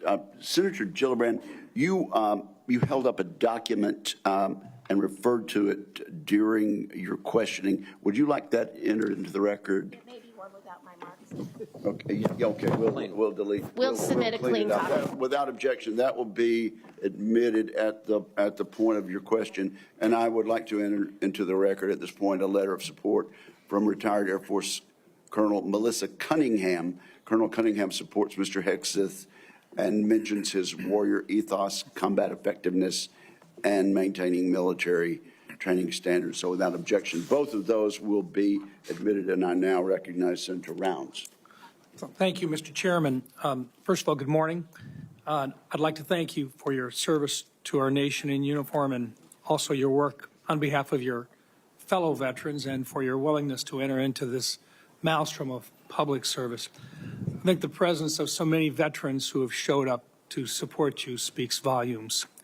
I also want to recognize your family's service and sacrifice. You know as well as anyone that it's not just the man that enters the arena, but it's the entire family who also works their way through this process as well. I appreciated our meeting with you and with your wife, Jennifer, this last month. I thought that we had an excellent conversation, and I appreciate your statement and your answers to the advanced policy questions, especially your desire to bring a renewed focus on warfighting and lethality back to the Pentagon. I also respect and I appreciate my friend and colleague, Senator Gillibrand, and some of her questions, and I know that she had a number of them in there. You had an opportunity to respond very briefly. Were there any other responses that you would like to make or clarifications that you would like to make before I move on to my questions? Senator, thank you very much for the opportunity to meet and for the question. I would also acknowledge you were mentioning female engagement teams, which have shown a great deal of success on the battlefield. It would be and universally acknowledged as such. I've been in Iraqi homes where the language and gender barrier was real, and the ability to have someone there to help in that process would be a massive accelerant in mission success. So I recognize that reality. I also recognize that female engagement teams assigned to a SEAL team or a Green Beret team meet different standards also, which is okay because of the duty positions involved in that job. As far as politics, Senator, it has been the joy of my life to lead men and women in military outfits. When you're in combat or in training, there's a lot of conversations that happen. And you start to realize that a lot of people you're serving with share your political ideals or they don't. You find out there's Republicans, there's Democrats, there's Libertarians, there's Independents, there's Vegetarians, everything in between. None of that matters. It never mattered in how I led men and women, how I interacted with them, what missions we undertook. Politics has nothing to do with the battlefield, which is why President Trump has asked me to say, let's make sure all of that comes out. This is about warfighting capability, setting standards high, and making sure we give our boys, our men and women, everything they need to be successful on the battlefield. So politics can play no part in that, and I look forward to infusing that, as we always have inside our units. I appreciate you making that very clear. And one of the areas that we want to do our best is to provide for the equipment and the technical capabilities so that no young man or woman enters into a battle as a fair fight, and that they always have the advantage. Those are the types of questions that I'd like to get into right now, and I want to start by talking about something that sometimes gets a little bit into the weeds, but I think it's critical. Mr. Hegseth, from what I've heard from 24 senior DOD officials in hearings over the last 2 years, including the Secretary of Defense, every service chief, and 8 combatant commanders, is that sharing the portion of the spectrum, and this is in the weeds, I know, but I'm going to ask it to get it on the record, the 3.1 to 3.5 gigahertz band would have extremely serious consequences and very costly consequences on our warfighting capabilities. In fact, the Department of the Navy alone has estimated that relocating their systems to a different part of the spectrum band would cost them $250 billion. That's just for the destroyers that defend our coasts with the radars that they have in them. If confirmed, what will you do to make sure that the Department of Defense can maintain its access to and the use and to be able to maneuver within the electromagnetic spectrum at home and abroad? And would you be willing to literally go to the mat with the interagency to protect warfighter requirements for the use of the spectrum? Well, Senator, thank you for the question. And my job, in part, will be to go to the mat when necessary for things I believe are an absolute requirement for the Department of Defense and the men and women in uniform. There's no doubt about that. In this particular case, as far as spectrum, I look forward, as I've said before, getting a full class of, because this issue has come up a number of times in meetings. It's critically important with how our warfighters communicate across all services. So I'm going to get a classified briefing immediately about what that would, how it would impact the spectrum if it were to allow other companies or it to be Rest auctioned assured, off. China would love to have our ability to use that part of the spectrum restricted. They would love that. Absolutely right. And so I will go in with eyes only toward ensuring we have the capabilities we need and there's no disruption when I take that brief. Thank you. In your advanced policy questions, you recognize a cooperative approach by China, Russia, Iran, and North Korea to undermine U.S. influence around the world. As you point out, aggression by any one actor would be an opportunity for others to engage the U.S. on multiple fronts along the continuum of the conflict. As we discussed in my office, neither of us wants to send our troops into a fair fight. We want to make sure that they have every advantage that the United States can give them, and that requires resources and reforms. Given the growing potential of a multi-theater conflict involving near-peer adversaries, what steps would you take to prepare the Department of Defense to simultaneously execute and sustain operations across multiple regions while maintaining readiness and deterrence globally? And I just have to make note, and I want to make it clear, we have language in this year's fiscal year 2025 National Defense Authorization Act calling for a review of the department's operational plans. And I just want to make sure that you're aware of that, and that we will have, if we have a fight with one, the chances are very good that we're going to have two different battlegrounds at the same time.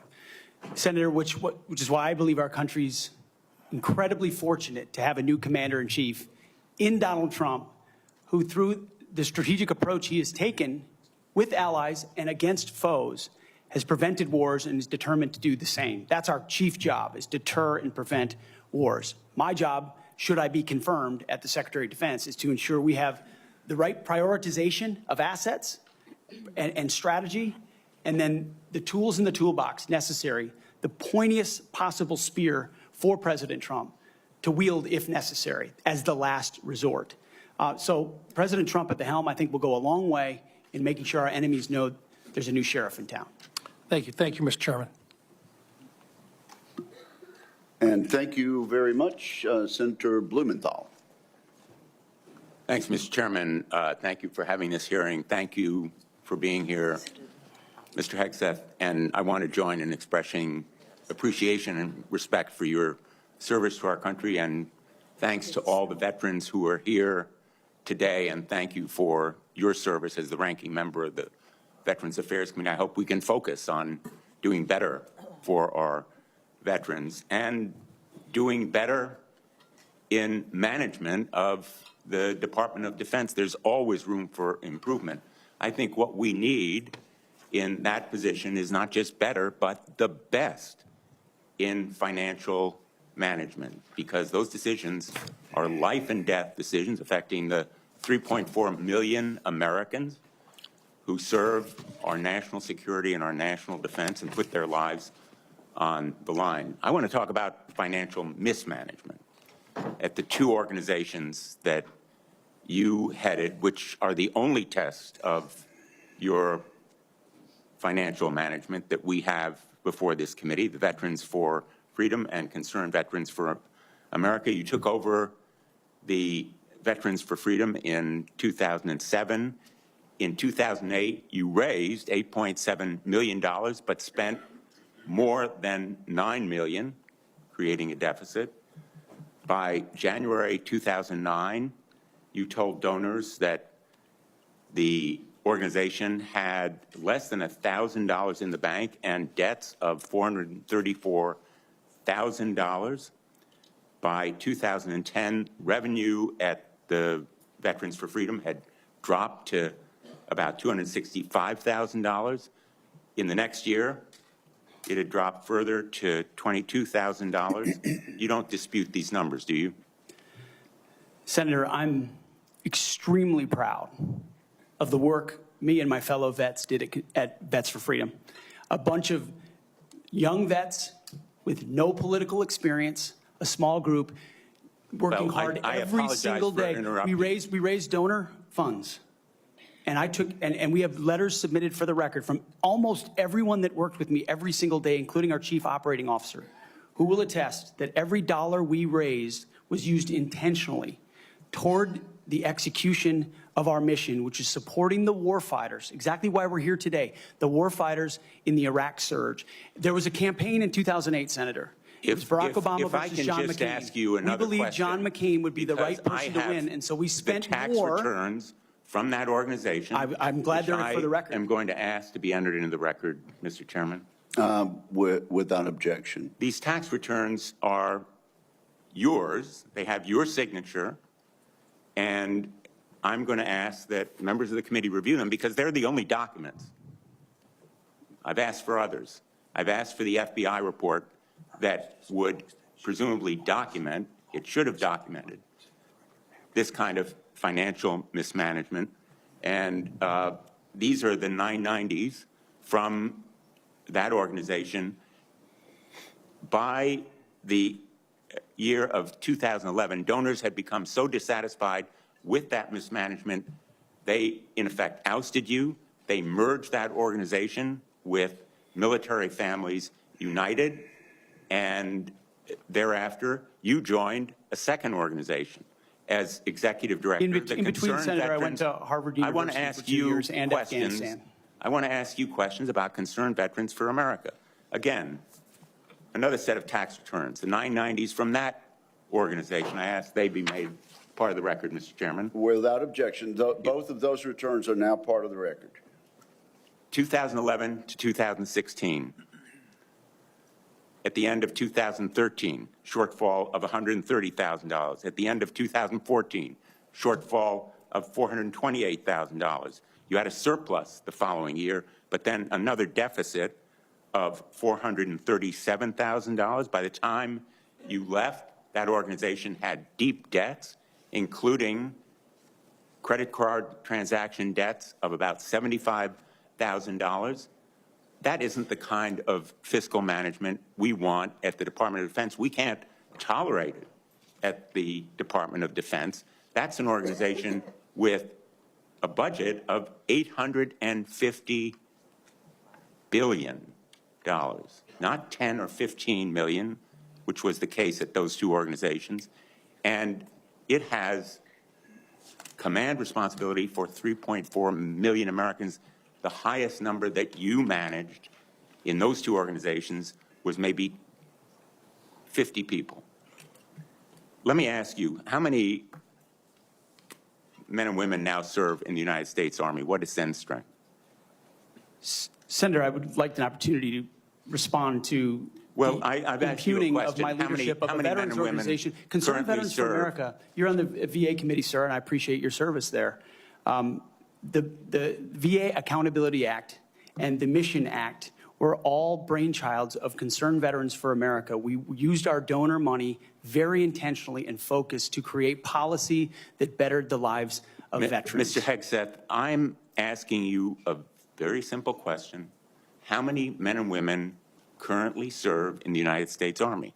Senator, the United States Army, 450,000 on active duty, sir.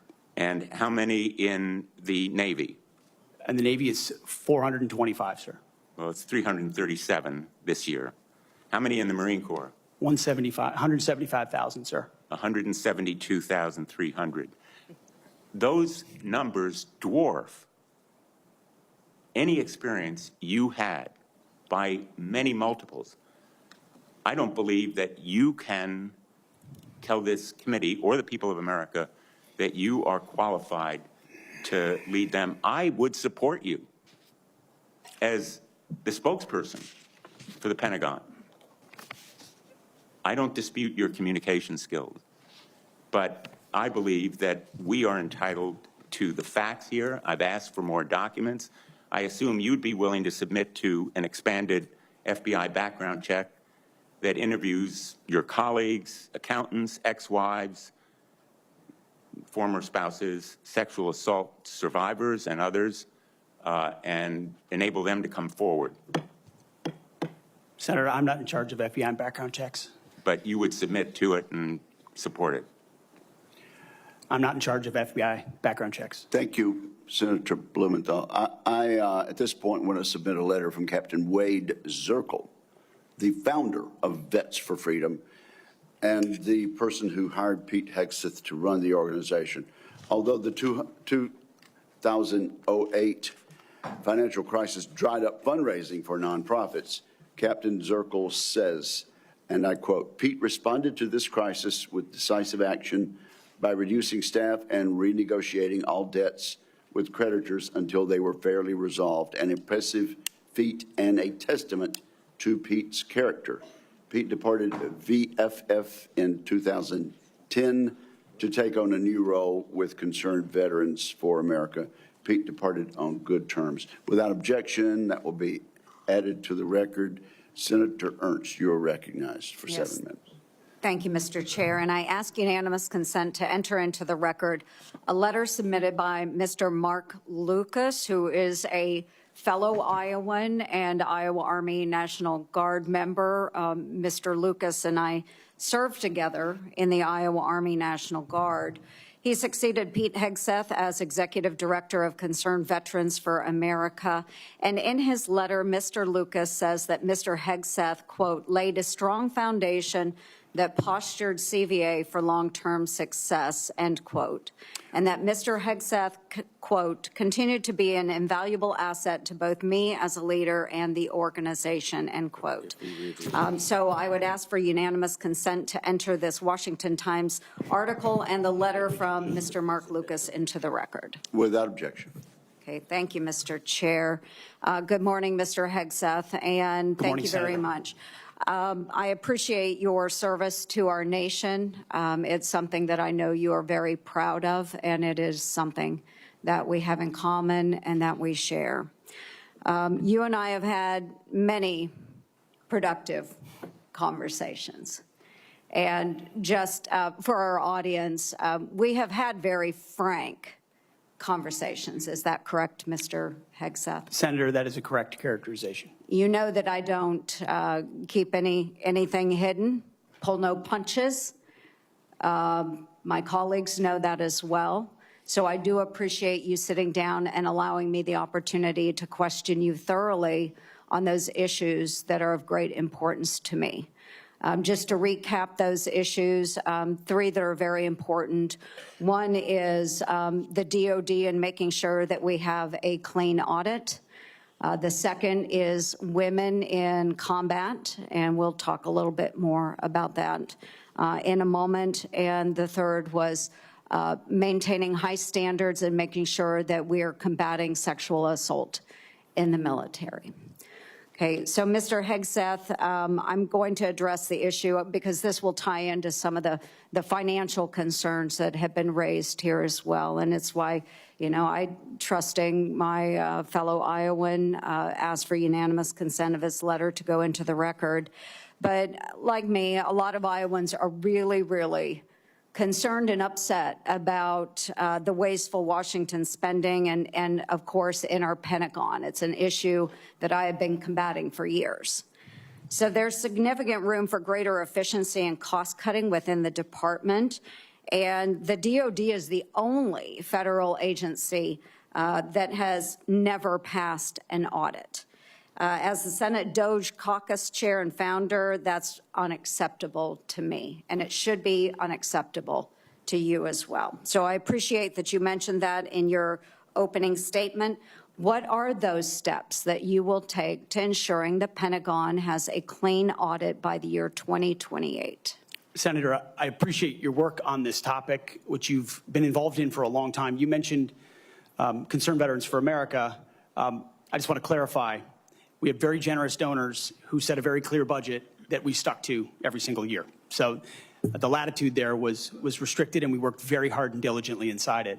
You've also been a leader on the Pentagon audit for a very long time. I think when we met, Senator, I said 2014 was the first year. Mm-hmm. We discovered a 2013 op-ed I wrote about the need for a Pentagon audit because an audit is an issue of national security and frankly, respect to American taxpayers who give $850 billion over to the Defense Department and expect that we know where that money goes. And if that money is going somewhere that doesn't add to tooth and instead goes to fat or tail, we need to know that. Or if it's wasted, we need to know that. So I think previous secretaries of defense, with all due respect, haven't necessarily emphasized the strategic prerogative of an audit. And myself, my deputy SecDef, and others already know that a Pentagon audit will be the comptroller, others central to ensuring we find those dollars that can be used elsewhere legally under the law inside the Pentagon. So you have my word, it will be a priority. Okay, thank you. Okay, moving on to women in combat, and I had the privilege of serving in uniform for over 23 years between our Army Reserves and our Iowa Army National Guard, did serve in Kuwait and missions in Iraq. And so it is incredibly important that I stress, and I hope that if confirmed, you continue to stress, that every man and woman has opportunity to serve their country in uniform and do so at any level as long as they are meeting the standards that are set forward. And we talked about that in my office. I do believe in high standards. Now, I was denied the opportunity to serve in any combat role because I have a lot of gray hair. And the policy has changed since then, okay? So I've been around for quite a while. But for the young women that are out there now and can meet those standards, and again, I'll emphasize they should be very, very high standards. They must physically be able to achieve those standards so that they can complete their mission. But I want to know, again, let's make it very clear for everyone here today. As Secretary of Defense, will you support women continuing to have the opportunity to serve in combat roles? Senator, first of all, thank you for your service, as we discussed extensively as well. It's my privilege. And my answer is yes, exactly the way that you caveated it.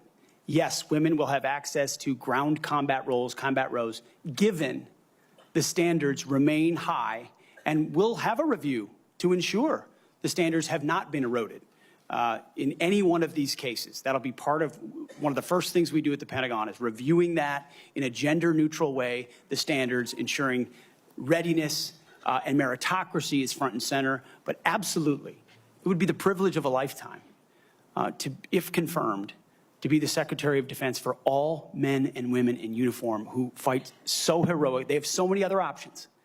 They decide to put their right hand up for our country, and it would be an honor to have a chance to lead them. Thank you. And just very briefly, we only have less than a minute left, but we have also discussed this in my office. A priority of mine has been combating sexual assault in the military and making sure that all of our service members are treated with dignity and respect.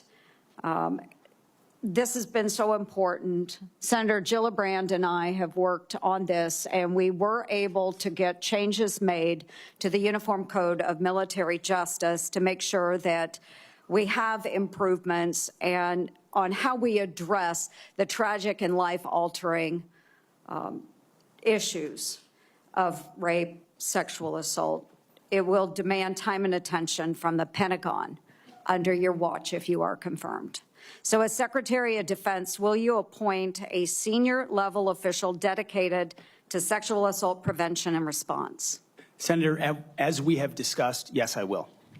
Okay, and my time has expired. Thank you for your answers. Senator Hirono. Thank you, Mr. Chairman. Mr. Hegseth, welcome. Thank you. I am focused on your fitness to serve, including your character and temperament and your overall qualifications to do the job. And I do appreciate the comments of Ranking Member Reed with his concerns regarding your nomination, because I share those concerns. As part of my responsibility as a member of this committee to ensure the fitness of all nominees to come before any of the committees on which I sit, I ask the following two initial questions. First, since you became a legal adult, have you ever made unwanted requests for sexual favors or committed any verbal or physical harassment or assault of a sexual nature? No, Senator. Have you ever faced discipline or entered into a settlement relating to this kind of conduct? Senator, I was falsely accused in October of 2017. It was fully investigated, and I was completely cleared. I don't think completely cleared is accurate, but the fact is that your own lawyer said that you entered into an NDA and paid a person who accused you of raping her a sum of money to make sure that she did not file a complaint. Moving on. As Secretary, you will be in charge of maintaining good order and discipline by enforcing the Uniform Code of Military Justice, UCMJ. In addition to the sexual assault allegations, and by the way, the answer to my second question should have been yes. I have read multiple reports of your regularly being drunk at work, including by people who worked with you at Fox News. Do you know that being drunk at work is prohibited for service members under the UCMJ? Senator, those Yes are or no? multiple false anonymous reports peddled by NBC Do you News know that run that directly drinking on the job contradictory to is the dozens of men and women at not Fox News contemplated? Channel And who I'm not I work hearing- with I'm who not came hearing on the the answer to my record question. and said they've In your never opening seen statement, that. Mr. Hegseth, you commit to holding leaders accountable at all levels. That includes you, of course. And frankly, as Secretary, you will be on the job 24/7. You recently promised some of my Republican colleagues that you stopped drinking and won't drink if confirmed, correct? Absolutely. Will you resign as Secretary of Defense if you drink on the job, which is a 24/7 position? I've made this commitment on behalf of Will the you men and women I'm resign as serving. Secretary of Defense I've if made this you commitment drink on on the behalf job? of the men and women I'm serving I'm not because it's the hearing- most important deployment I'm not of my hearing an life. answer to my question, so I'm going to move on. While you have made that commitment, you will not commit to resigning if you drink on the job. As Secretary of Defense, you will swear an oath to the Constitution and not an oath to any man, woman, or president, correct? Senator, on multiple occasions, including as a young second lieutenant, I have sworn an oath to the Answer is Constitution, yes. and I'm proud to do so. Yes, ma'am. In June of 2020, then President Trump directed former Secretary of Defense Mark Esper to shoot protesters in the legs in downtown D.C., an order Secretary Esper refused to comply with. Would you carry out such an order from President Trump?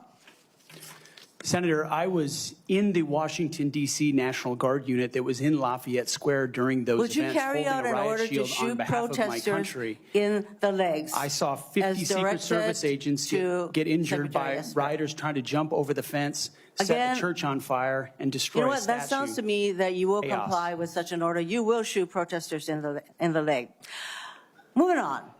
President-elect has attacked our allies in recent weeks, refusing to rule out using military force to take over Greenland and the Panama Canal, and threatening to make Canada the 51st state.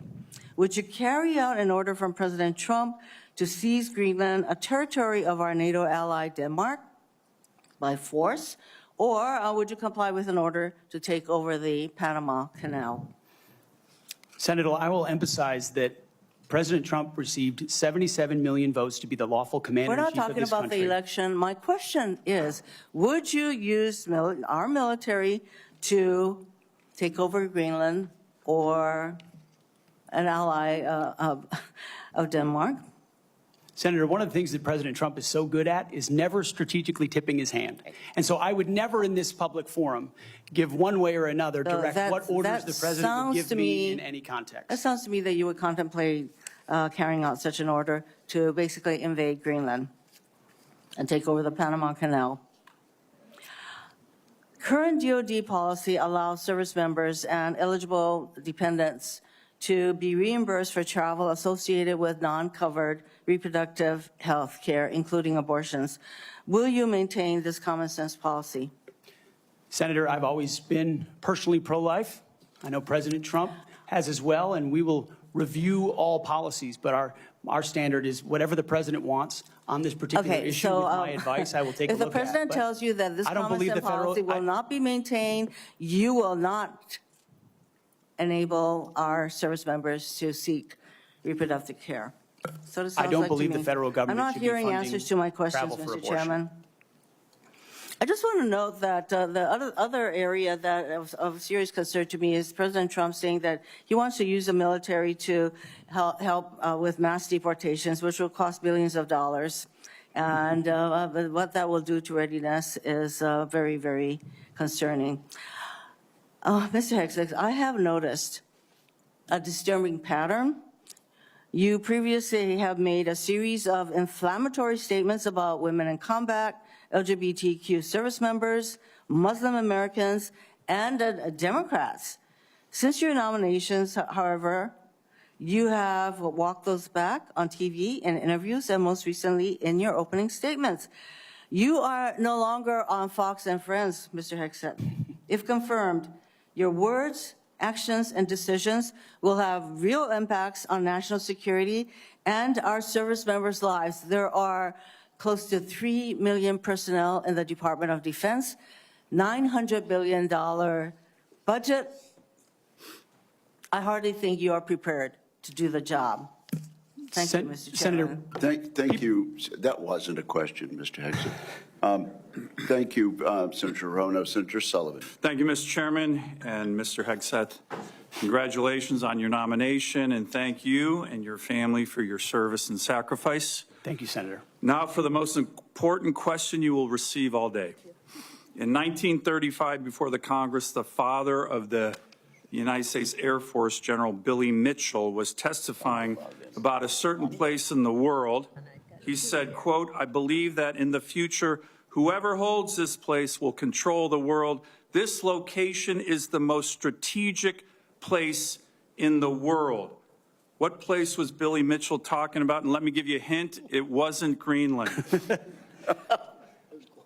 I believe he was talking about the great state of Alaska. He was talking about the great state of Alaska. Great answer. If confirmed, will you commit to come with me to the great state of Alaska and meet our warriors who are on the front lines every day? Senator, I have, and as I mentioned to you in the past, I did a brief training exercise up at Fort Wainwright at a previous part of my military life. I look forward to returning. Great. And I will say we are on the front lines with this new era of authoritarian aggression. In Alaska, the last 2 years, we've had Chinese and Russian naval task forces, joint strategic bomber task forces in our EEZ, in our ADIZ. And after his election, President Trump put out an extensive statement on Alaska, which included the following statement: "We will ensure Alaska gets even more defense investments as we fully rebuild our military, especially as Russia and China are making menacing moves in the Pacific." Mr. Hegseth, if confirmed, will you work with me, this committee, and the incoming Commander-in-Chief on continuing to build up our military assets and infrastructure in Alaska to reestablish deterrence in the Arctic and in the Indo-Pacific? If confirmed, Senator, it would be a pleasure to work alongside you and this entire committee to recognize the very real threat in the Indo-Pacific, the very real ways, even these past couple of weeks, that Russia has attempted to probe and push in and around Alaska, and also the very real strategic significance of Alaska vis-a-vis shipping lanes through the Arctic. There are many, many ways in which Alaska is strategically significant, and with a necessary shift toward Indo-PACOM, Alaska, by necessity, will play an important role in that. Thank you, Ms. Hegseth. I very much appreciate your focus on lethality and warfighting. We desperately need it. I want to provide a few examples of the Biden woke military, which is not focused on readiness or lethality, and want to get your comments on it. Nobody wants an extremist or racist in our military, but one of the most disgraceful and shameful things I've seen over the past 4 years as a senator on this committee and as a Marine Corps Reserve officer was on day one, the Biden administration played up a false and insulting narrative that our military was chock full of racist and violent extremists. This reached a pinnacle in this committee when Biden's Undersecretary of Policy, Colin Kahl, the #3 guy at the Pentagon, testified that one of his top goals would be to, quote, ending violent extremism and systemic racism within the ranks of the military. He had no data on this. The media loved it. fanned the flames, wrote baloney stories on this false narrative.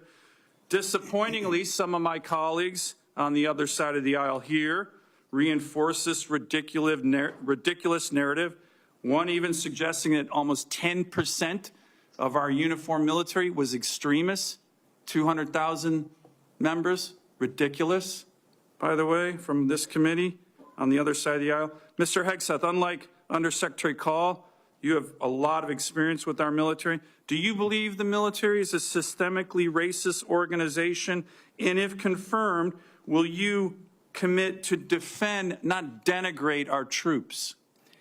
Senator, I was also offended by those comments because anyone who's been on active duty in the National Guard, man, woman, in units, understand that is fundamentally false. By the way, there's 3 studies, to his credit, Secretary Austin put out one of them, that said exactly what you just said.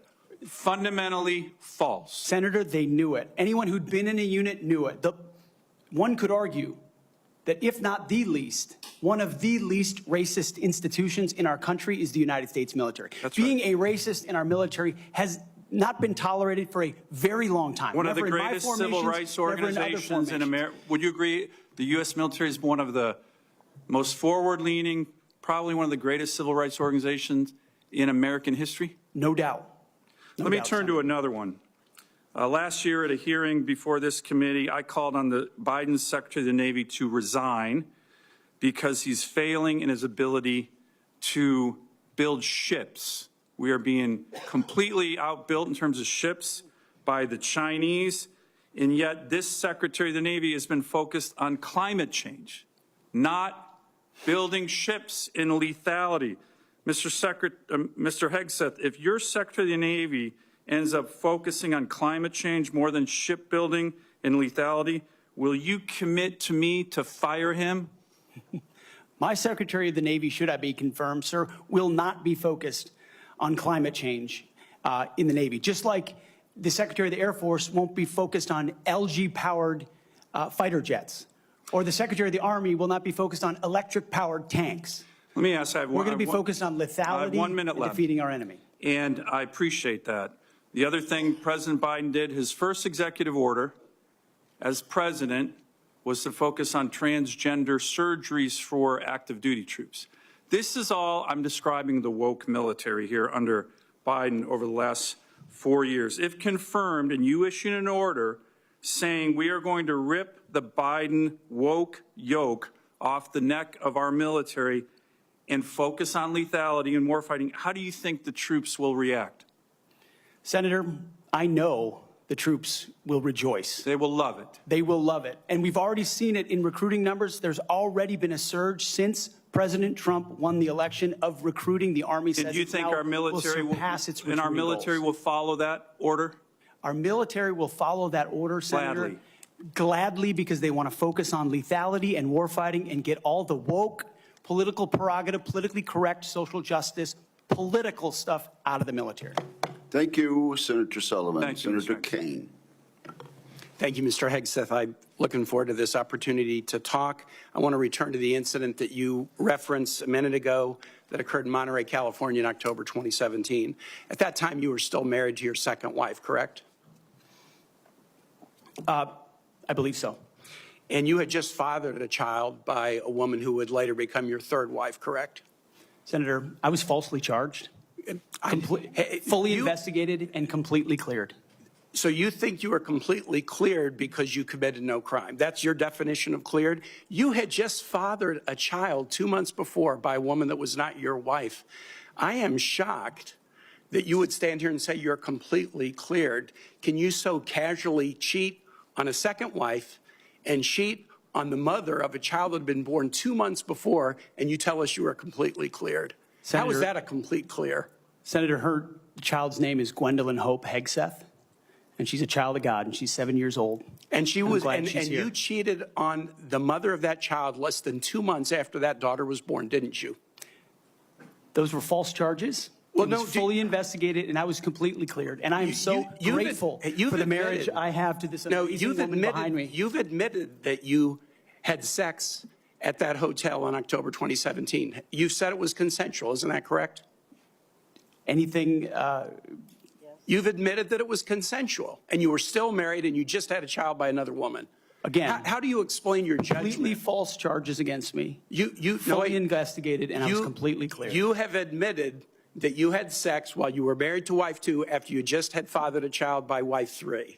You've admitted that. Now, if it had been a sexual assault, that would be disqualifying to be Secretary of Defense, wouldn't it? It was a false claim then and a false claim now. If it had been a sexual assault, that would be disqualifying to be Secretary of Defense, wouldn't it? That was a false claim. So Just you talking can't, about a hypothetical. so you can't tell me whether someone who has committed a sexual assault is disqualified from being Secretary of Defense?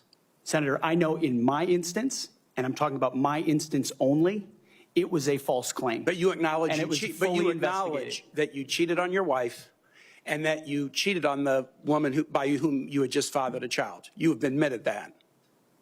I will allow your words to speak for themselves. You're not retracting that today. That's good. I assume that in each of your weddings, you've pledged to be faithful to your wife. You've taken an oath to do that, haven't you? Senator, as I've acknowledged to everyone in this committee, I'm not a perfect person, not claiming to But be. no, I just asked a simple question. You've taken an oath, like you would take an oath to be Secretary of Defense in all of your weddings to be faithful to your wife. Is that correct? I have failed in things in my life, and thankfully I'm redeemed by my Lord and Savior, Jesus Christ. In finalizing divorces from your first and second wives, were there non-disclosure agreements in connection with those divorces? Senator, not that I'm aware of. If there were, would you agree to release those first and second wives from any confidentiality agreement? Senator, it's not something I'm aware of. But if there were, you would agree to release them from a confidentiality agreement? Senator, that's not my responsibility. Did you ever engage in any acts of physical violence against any of your wives? Senator, absolutely not. But you would agree with me that if someone had committed physical violence against a spouse, that would be disqualifying to serve as Secretary of Defense, correct? Senator, absolutely not have I ever done that. You would agree that that would be a disqualifying offense, would you not? Senator, you're talking about a hypothetical. I don't think it's a hypothetical. Violence against spouses occurs every day. And if you as a leader are not capable of saying that physical violence against a spouse should be a disqualifying fact for being secretary of the most powerful nation in the world, you're demonstrating an astonishing lack of judgment. The incident in Monterey led to a criminal charge, a criminal investigation, a private settlement, and a cash payment to the woman who filed the complaint. And there was also a non-disclosure agreement, correct? It was a confidential settlement agreement off of a nuisance lawsuit. Right. During an interview, you claimed that you settled the matter because you were worried that if it became public, it might hurt your career. Do you maintain that you were blackmailed? Senator, I maintain that false claims were made against me. And ultimately, Your attorney those used false the claims, phrase, I have the opportunity to attest my innocence in those false claims. But you didn't reveal any of this to President Trump or the transition team as they were considering you to be nominated for Secretary of Defense. You didn't reveal the action. You didn't reveal the criminal complaint. You didn't reveal the criminal investigation. You didn't reveal the settlement. You didn't reveal the cash payment. Why didn't you inform the commander-in-chief and the transition team of this very relevant event? Senator, I've appreciated every part of the process with the transition team. They have been open and honest with me. We've had great conversations between the two of us. And I appreciate the opportunity that President-elect Trump has given me. You chose not to reveal this, right? Because you knew it would hurt your chances. So you chose not to reveal this really important thing to the commander-in-chief and the transition team because you were worried about your chances rather than trying to be candid with the future president of the United States. Are there any other important facts that you chose not to reveal to the president-elect and his team as they were considering you to be Secretary of Defense? Senator, I sit here before you an open book, as everyone who's watched this process. With multiple non-disclosure and confidentiality agreements tying the hands of many people who would like to comment to us. Much has been made of your workplace behavior as a leader of nonprofit veterans organizations and as a Fox News contributor. Were you fired from either of the leadership positions with the nonprofits?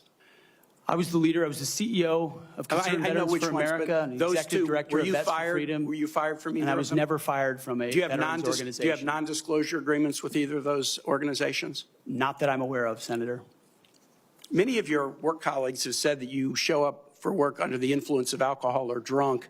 I know you've denied that, but you would agree with me, right, that if that was the case, that would be disqualifying for somebody to be Secretary of Defense. Senator, those are all anonymous false claims, and the totality. They're not anonymous. The letters We've on the seen- record here. They're not anonymous. On the record, people We've who've seen worked with records me with at names Vets attached for to Freedom, them. Concerned Vets for America, and Fox News One of attributing your- to me one of being your colleagues working said- hard every day on behalf of One of my your mission. colleagues said that you got drunk at an event at a bar and chanted, "Kill all Muslims."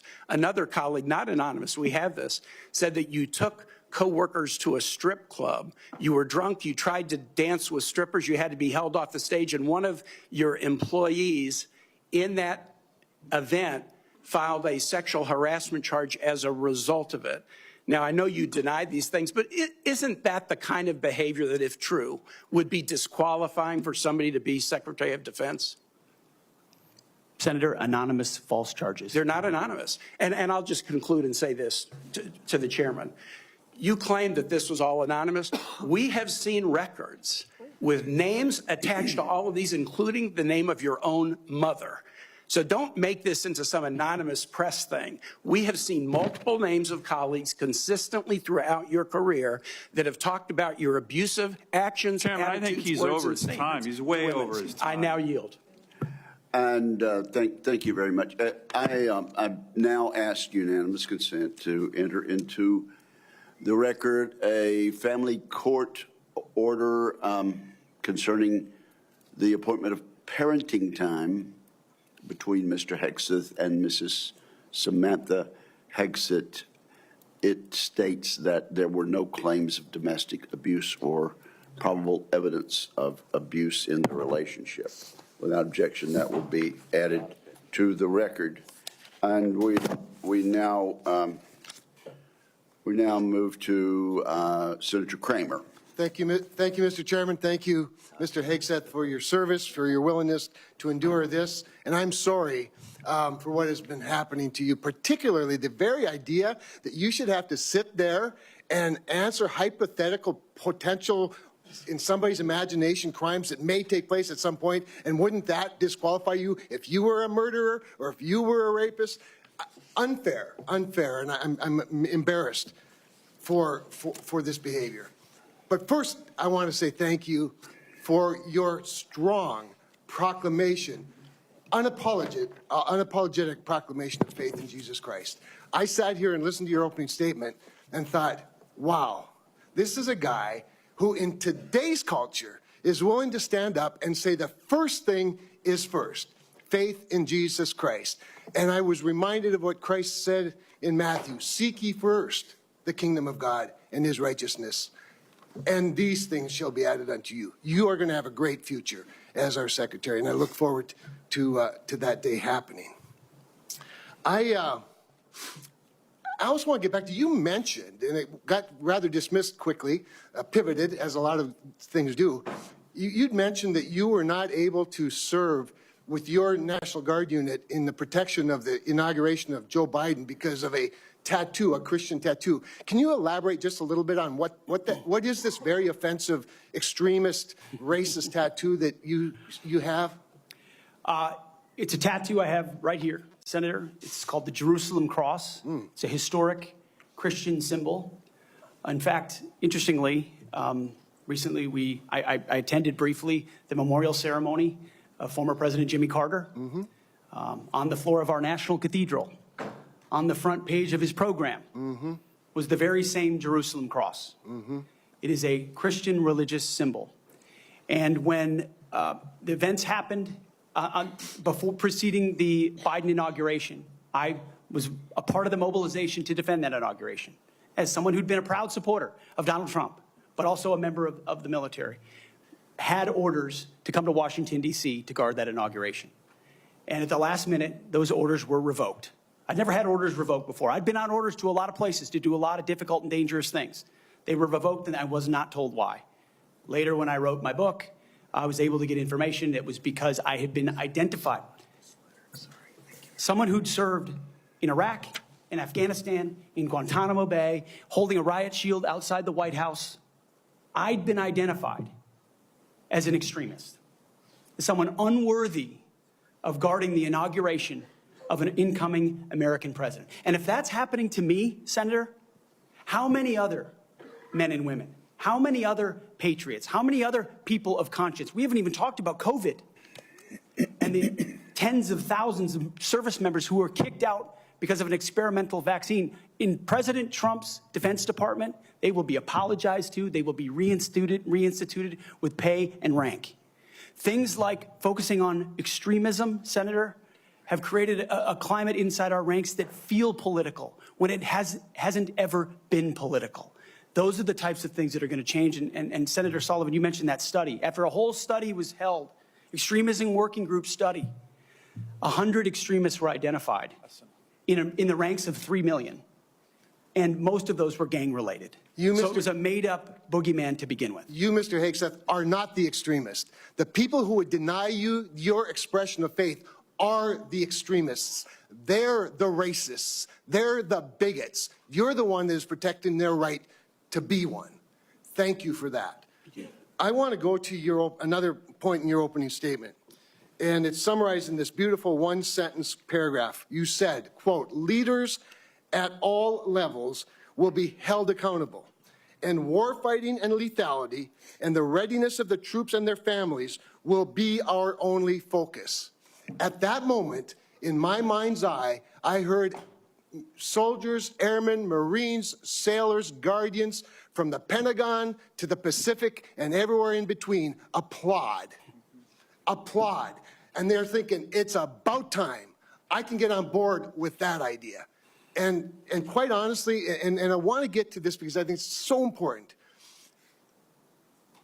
I would say, I don't know, just about maybe everyone, I'm trying to think of an exception to this, that wears the uniform that has ever come before this committee or that I've met with privately, publicly, that I've been on tours with, that I've traveled with, that wear the uniform, whether it's with 4 stars or no stars, agrees with that statement. And I just want to caution you, and I'd be interested in your feedback on this. You know, there's been a lot of talk about firing woke generals, creating the purge group, and all those things you and I have talked about. I would say give those men and women a chance under new leadership. You know, my favorite painting in the rotunda is of George Washington retiring his commission, establishing on day one, a man who could have been king, chose to be a civilian leader of this country. And I just would encourage you to trust them first, and look forward to them saluting the civilian leadership of this country. So just maybe if you could spend a minute just elaborating a little bit about the wokeness, where it comes from, and who will be held accountable. The wokeness comes not from the uniform ranked, Senator, but from the political class. On day one, on January 20th, when President Trump is sworn in, he will issue a new set of lawful orders. And the leadership of our services will have an opportunity to follow those lawful orders or not. Those lawful orders will not be based on politics. They will be based on readiness, accountability, standards, and lethality. That is the process by which leaders will be judged. And accountability is coming, because everybody in this room knows if you're a rifleman and you lose your rifle, they're throwing the book at you. Mm-hmm. But if you're a general who loses a war, you get a promotion. That's not going to happen in Donald Trump's Pentagon. There will be real standards for success. Everyone from the top, from the most senior general to the most lowly private, will ensure that they're treated fairly, men and women, inside that system. I also just want to commend you for your answers to Senator Fisher's questions about nuclear deterrence, but I also appreciate the fact that you emphasize reputational deterrence, because deterrence is not a weapon system. It is an attitude, and you project an attitude of deterrence. Thank you. Thank you, Mr. Chairman. Thank you, Senator Kramer. Senator King. Thank you, Mr. Chairman. Mr. Hegseth, welcome to the committee. Thank you, Senator. You've made several references to your religion today. I share that devotion to Christianity, but I must say I've been reminded somewhat of Saul on his way to Damascus. You seem to have been converted over the last several weeks and several months. You wrote in your book just last year that, but if we're going to, this is the book, War on Warriors, but if we're going to send our boys to fight, and it should be boys, we need to unleash them to win. later on, our boys should not fight by rules written by dignified men. Which is it? Is it only boys can fight? I mean, you've testified here today that you believe in women in combat, but you didn't just last year. How do you explain your conversion? Senator, my testimony is clear. Writing a book is different than being Secretary of Defense, and I look forward to leading the men and women of our military. And my comment there, Senator, was about the burdensome rules of engagement that members of our generation, men and women, have seen on the battlefield. And one thing President Trump changed in meaningful ways that led to meaningful developments on the battlefield. When President Trump took control in the first term, ISIS was raging across Iraq. And as someone who spent a lot of time there with other men and women who invested in that mission, it was a very difficult moment to see the black flag of ISIS fly. And what President Trump did was untie the hands of warfighters. He changed the rules of engagement, untied the hands of warfighters, and allowed them to complete their mission and crush ISIS. It has not just tactical implications, operational and strategic implications, how you allow warfighters to go about winning and fighting their wars. President Trump understands that, and within the laws of war and the Uniform Code of Military Justice, we are going to unleash warfighters to win wars so that wars don't drag on forever, as our generation has seen. So are you rejecting Title 18 and Title 42, I think, also has provisions that incorporate the Geneva Convention and the laws of armed combat? Are you saying that those laws should be repealed? That is the law of the land right now. Senator, we have laws on the books from the Geneva Conventions into the Uniform Code of Military Justice, and then underneath that you have layers in which standard or temporary rules of engagement are put into place. We fight enemies also, Senator, as our generation understands, that play by no rules. They use civilians as human shields. So are you saying they target that women and children? The Geneva Convention should not be observed? We follow rules. We follow rules, but we don't need burdensome rules of engagement that make it impossible for us to win these wars. You're saying two different things. You're saying we follow rules, but we don't have to follow the rules in all cases. Is that correct? Senator, I'm making an important tactical distinction that warfighters will understand.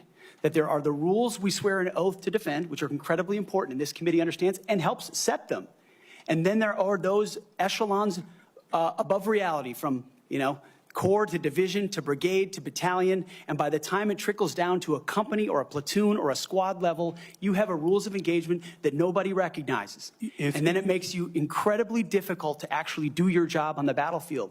That's the kind of assessment and look that an Army major will give to this process if I was confirmed to be the Secretary of Defense. Your quote is true understanding of that. Your quote in 2024, our boys should not fight by rules written by dignified men in mahogany rooms 80 years ago. That would be the Geneva Convention. America should fight by its own rules, and we should fight to win or not go in at all. Are you saying that the Geneva Convention provisions, which clearly outlaw torture of prisoners, should not apply in the future? Senator, how we treat our wounded, how we treat our prisoners, the applications of the Geneva Conventions are incredibly important. But we would all have to acknowledge that the way we fought our wars back when the Geneva Conventions were written are a lot different than the asymmetric, non-conventional environment of counterinsurgency that I confronted in Iraq and Afghanistan. I was the senior counterinsurgency instructor in Afghanistan. My job was to understand how the Taliban and al-Qaeda operated so that NATO units coming in could be informed of what was happening. They knew our rules of engagement, and when they were more restrictive, they took advantage of them, and it put our men and women in a more dangerous and difficult place. And you believe For future wars we fight, we need to have someone atop the Pentagon, sir, who understands how those ripple effects Well, I just want to understand your position. Your position is torture's okay. Is that correct? Waterboarding, torture is no longer prohibited given the circumstances of whatever war we're in. Is that correct? Senator, that is not what I said. I've never been party to torture. We are a country that fights by the rule of law, and our men and women always do. And yet we have too many people here in air-conditioned offices that like to point fingers at the guys in dark and dangerous places, the gals in helicopters in enemy territory who are doing things that people in Washington, D.C. would never dare to do, or send, in many cases, In one of your interviews, you said they're willing to do this. You're talking about Donald Trump and Senator Cruz. They're willing to do something like waterboarding if it's going to keep us safe. Are you okay with waterboarding? Senator, the law of the land is that waterboarding is not legal. So the statement that you made, you now recant. Is that correct? They are willing to do something like waterboarding if it's going to keep us safe. You expressed that with approval. Senator, I'm very familiar with that as a concept, having spent a year at Guantanamo Bay, Cuba, guarding 700 of those that attacked us on 9/11. I just want to be clear. Are we going to abide by the Geneva Convention and the prohibitions on torture, or are we not? Is it going to depend on the circumstances? As I've stated multiple times, the Geneva Conventions are what we base ours. But what an American first national security policy is not going to do is hand its prerogatives over to international bodies that make decisions about how our men and women make decisions on the battlefield. America First understands we send Americans for a clear mission and a clear objective. We equip them properly for that objective. Right, we give them everything they need, and then we stand behind them with the rules of engagement that allow them to fight decisively to defeat America's enemies, which is why we say I just have a few seconds left, Mr. Hegseth, if you could. I was very disturbed in your opening statement where you talked about the priorities that you have. We will work with our partners and allies to deter aggression in the Indo-Pacific from the Communist Chinese. There's not a single mention in this statement about Ukraine or Russia. Is this code for we're going to abandon Ukraine? Senator, the president, that's a presidential level policy decision. He's made it very clear that he would like to see a end to that conflict. We know who the aggressor is. We know who the good guy is. We'd like to see it as advantageous for the Ukrainians as possible, but that war needs to come to an end. You talk a lot about deterrence of China. I would submit that Xi Jinping is watching what we do very carefully. If we abandon Ukraine, that would be the strongest signal possible to Xi Jinping that he can take Taiwan without significant resistance from this country. Thank you, Senator King. Senator Scott of Florida. Mr. Chairman, I'd like to enter into the record 2 letters which testify to Mr. Hegseth's leadership record at Concerned Veterans for America. The first letter submitted by Mr. Darren Selnick, a senior advisor at CFA, stated that there's been no better leader, policy champion, or fighter for the military and veterans than Pete. He was instrumental in 2014 and 2017 in ensuring that veterans had health care choice. The second letter submitted by Mr. Kason Spero, digital media director of CVA from 2015 to 2017, stated, Pete brought incredible energy, focus, and a clear vision to the organization and showed everything that the team accomplished together. And I similarly asked to submit to the record a letter from Paul J. Roberts, retired Colonel, U.S. Army Special Forces, speaking to the unwavering integrity of Mr. Hegseth. Is there objection? Without objection, those 3 will be admitted. Senator Scott. All right. First, congratulations on your nomination. Thank you, Senator. And thank you for being willing to serve our nation. I served in the Navy. I'm really proud of my dad. He was crazy. He did all 4 combat jumps with the 82nd Airborne. He, after that, survived all that and fought in the Battle of the Bulge. And what they went through, it was hell. So I have a lot of respect for him and for everybody that puts on the uniform and serves in battle and has to lead people in battle, because being on a ship, that didn't happen to me, but I had a lot of friends that happened to him. It clearly happened to my dad. I've served on this committee for 6 years, 2 years under President Trump and the past 4 under President Joe Biden. I've seen how the Biden-Harris administration pushed the DOD to prioritize wokeness over being the most lethal military force in the world. It's our readiness, our national security, and our ability to recruit people who are willing to put their lives on the line for our country. Can you talk about some of the changes we can make to improve recruitment and rebuild our military into the most lethal force in the world? First of all, Senator, thank you for the question. Thank you for your time. I think the first and most important thing we could have done is elect Donald Trump as the new commander-in-chief, because past his prologue, our warfighters understand what kind of commander-in-chief they're going to get in President Donald Trump, someone who stands behind them, someone who gives them clear missions, someone who ends wars decisively, and the issue of Ukraine was mentioned, and ensures new wars are not started. There was a minor incursion under Barack Obama into Crimea, followed by nothing under President Trump, followed by an all-out assault by Vladimir Putin into Ukraine under the Biden administration. That did not happen under Donald Trump. Donald Trump managed the Taliban. Under the Biden administration, Afghanistan collapsed tragically, ending in the lives of 13 at Abbey Gate, who we remember every single day, and no one was held accountable for that. Chinese spy balloons were flying over the country. None of that happened under Donald Trump, and our warfighters understand that. So there's no better recruiter, in my mind, for our military than President Donald Trump. My job is to come alongside him, should I be confirmed, and continue to emphasize his emphasis on warfighting, on getting anything that doesn't contribute to meritocracy out of how decisions are made inside the Pentagon. What gender you are, what race you are, your views on climate change, or whether you are a person of conscience and your faith should have no bearing on whether you get promoted or whether you're selected to go to West Point or whether you graduate from Ranger School. The only thing that should matter is how capable are you at your job? How excellent are you at your job? I served in multi-ethnic units in every place that I worked, every place that I served. None of that mattered. But suddenly we re-inject DEI and critical race theory, dividing troops into different categories, oppressor and oppressed, in ways that they otherwise just want to work together. That's why I've pointed out before, and I'll say it again, and because I'm sure it'll be quoted to me at some point. The dumbest phrase in military history is our unity is our strength. No, our shared purpose is our strength. Our shared mission is our strength. We are one DoD community of all committed to the same mission. Has nothing to do with your background. Has to do with what your commitment is to the country. And that is my solemn pledge to every single person that would put the uniform on and reflects President Trump's priorities as well. Senator. Thank you. You know, we talked a little bit about the fact the Pentagon can't do an audit. All right. Can you talk about, I mean, to me, I've run big businesses. It's all about accountability. If you want to get an audit done, you can get an audit done. You might get a letter saying there's things you have to fix, but it all goes to accountability, and we haven't had it. So can you talk about how you bring accountability to the table, what you've done in the past, and what you're going to do with regard to bringing accountability to the Pentagon? I meant it when I said it in the opening statement, Senator. I know what I don't know. I know I've never run an organization of 3 million people with a budget of $850 billion. But what I do know is that I've led men and women. I've led people.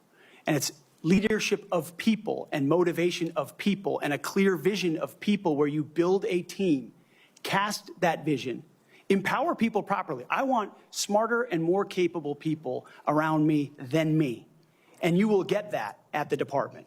I cast the clear vision, build the plan, work it, we set the metrics, and everyone is held accountable. I know our incoming businessman president believes in accountability and holding people accountable. That will happen at the Pentagon. I mean, this has been a problem for a long time. Secretary Rumsfeld gave a speech on September 10th, 2001 that's mostly forgotten. But it was about the need for acquisition reform, cutting tail to give to teeth to warfighters. And then 9/11 happened. And these are problems that have been persistent for a long time. But now we have new threats. And we need the urgency of this moment. As you said, Mr. Chairman, the most dangerous moment we've been since the end of the Cold War and possibly since World War II. The urgency to do everything possible to get the capabilities into the hands of warfighters, Emergency Powers Defense Production Act, whatever it takes, and an audit is certainly part of it. Why do you want to do this? Why do you want to do this job? What drives you? You have 30 seconds. Because I love my country, Senator, and I've dedicated my life to the warfighters. People see me as someone who hosts a morning show on television. But people that really know me know where my heart's at. It's with the guys in this audience who've had my back, and I've had theirs. We've been in some of the darkest and most difficult places you can ever be in. You come back a different person. And only by the grace of God am I here before you today. I'm doing this job for them, for all of them. Thank you, Mr. Hegseth. Senator Warren. Thank you, Mr. Chairman. And Mr. Hegseth, thank you. Thank you for your service. So if you're confirmed as Secretary of Defense, you will oversee our military, including about 250,000 women who currently serve on active duty in the Army, the Navy, the Air Force, the Space Forces, and the Marines. And I have serious concerns that your behavior toward women disqualifies you from serving in this role. Now, I've been trying to get answers from you for quite some time on this. You haven't wanted to meet or to answer any of my questions, so we'll just have to do it here and dive in. I want to pick up on some of the questions asked by Senators Shaheen and Gillibrand and Hirono, and I just want to make sure we have a list of some of the facts that I think are undisputed. I'm not going to talk about anonymous sources. I'm just going to quote you directly. We've got the video. We've got it in print. So going back to January 2013, you told a Fox News interviewer that women in the military simply couldn't measure up to men in the military, saying that allowing women to serve in combat roles would force the military to lower the bar. You picked up on that same theme in 2015, making remarks on Fox News, referring to women in combat as, quote, it would erode standards. June 2024, you said on Ben Shapiro's podcast, quote, women shouldn't be in combat at all. And then, of course, we've talked about it in 2024. You published a book, and you say on page 26 of your book, we need moms, but not in the military, especially in combat units. Page 48 of your book, you claim that women should not be in combat roles, because men are distracted by women. And then 10 weeks ago, you appeared on the Sean Ryan show and said, I'm straight up just saying we should not have women in combat roles. Now, I presume you recall making all these statements? Senator, I'm not familiar with the article you're pointing to in 2013, but it underscores my argument completely, because in that 2013 argument, I was talking about standards. No, standards are what it's always been about, let's not Senator. have this same fight again. Always been about Senate I've quoted standards. you directly. We've got the video. We're happy to show it. But I want to be clear here. For 12 years, you were quite open about your views, and your views were consistently the same. Women are inferior soldiers, sailors, Marines, airmen, and guardians. And in case anyone missed the point, and these are your words from 10 weeks ago, women absolutely straight up should not be permitted to serve in combat. And I notice on each of these quotes, those are said without qualification. It's not by how much you can lift or how fast you can run. They don't belong in combat, period, or your words, straight up. And then on November 9th, 2024, just 32 days after your last public comment saying that women absolutely should not be in combat, you declared that, quote, some of our greatest warriors are women, and you support having them serve in combat. Now, that is a very, very big about face in a very, very short period of time.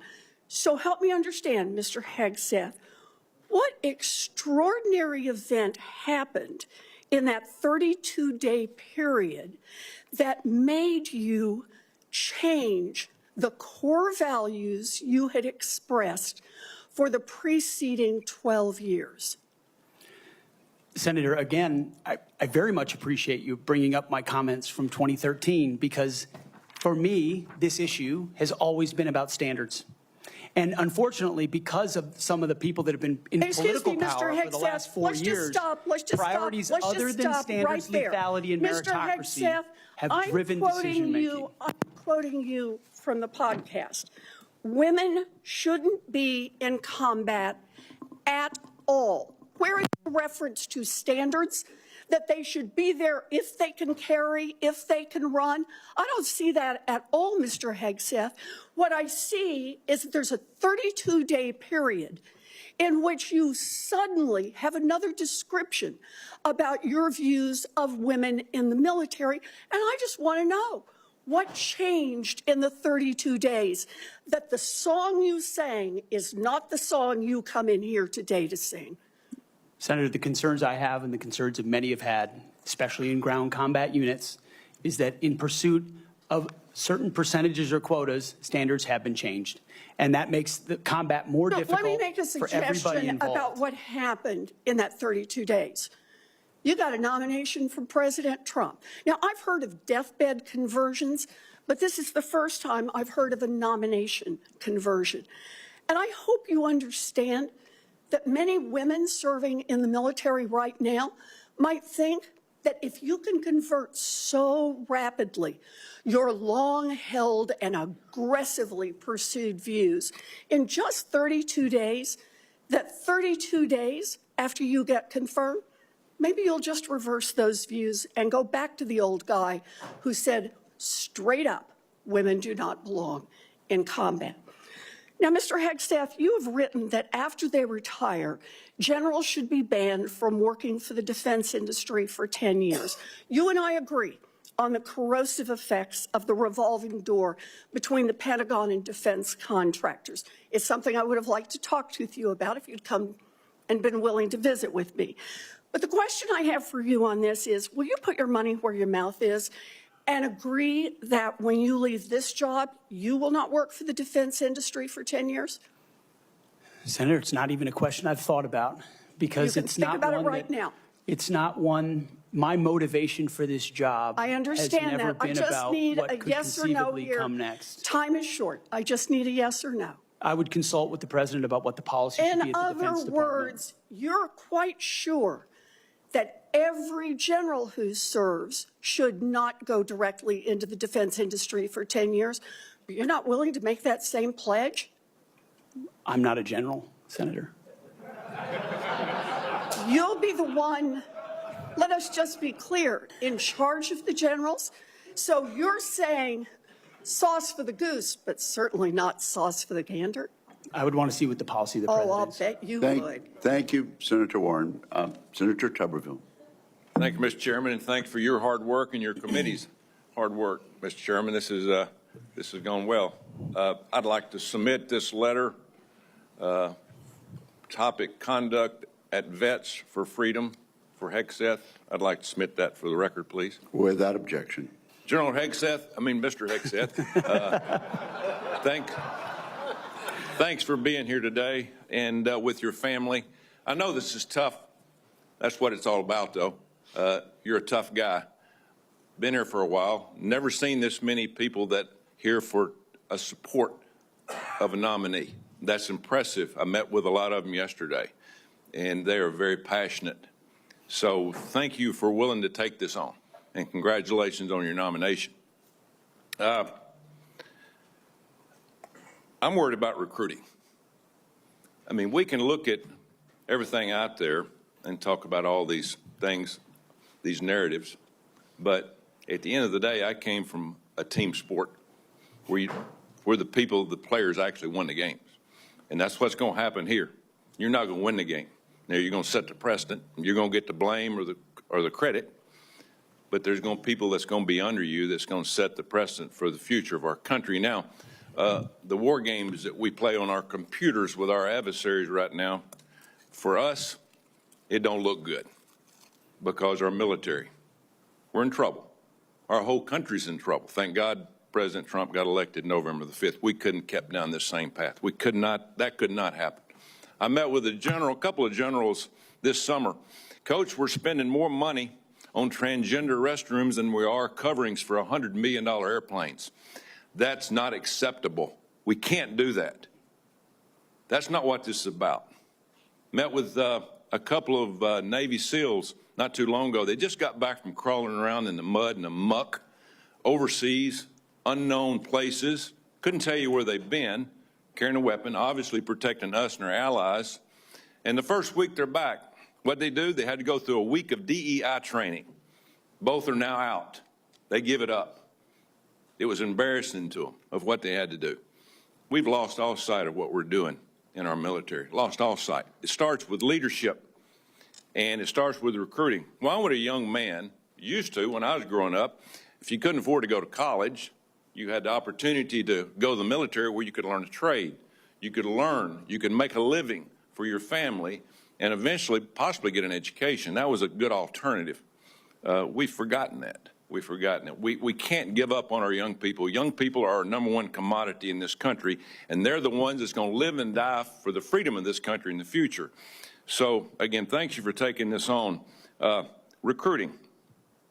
Our service academies are meant to serve as our primary commissioning source of officers. It now appears that they are a breeding ground for leftist activists and champions of DEI and critical theory. Now, not all, but some, and some is way too much. How are we going to eliminate this, Mr. Hegseth? How are we going to get this back on track to where we grow our leaders? I had a young man that forever he wanted to go to West Point. I got him a nomination, I got him accepted, and he turned it down. He says, Coach, I'm not getting involved with that mess. How are we going to overcome this? Senator, thank you for the question.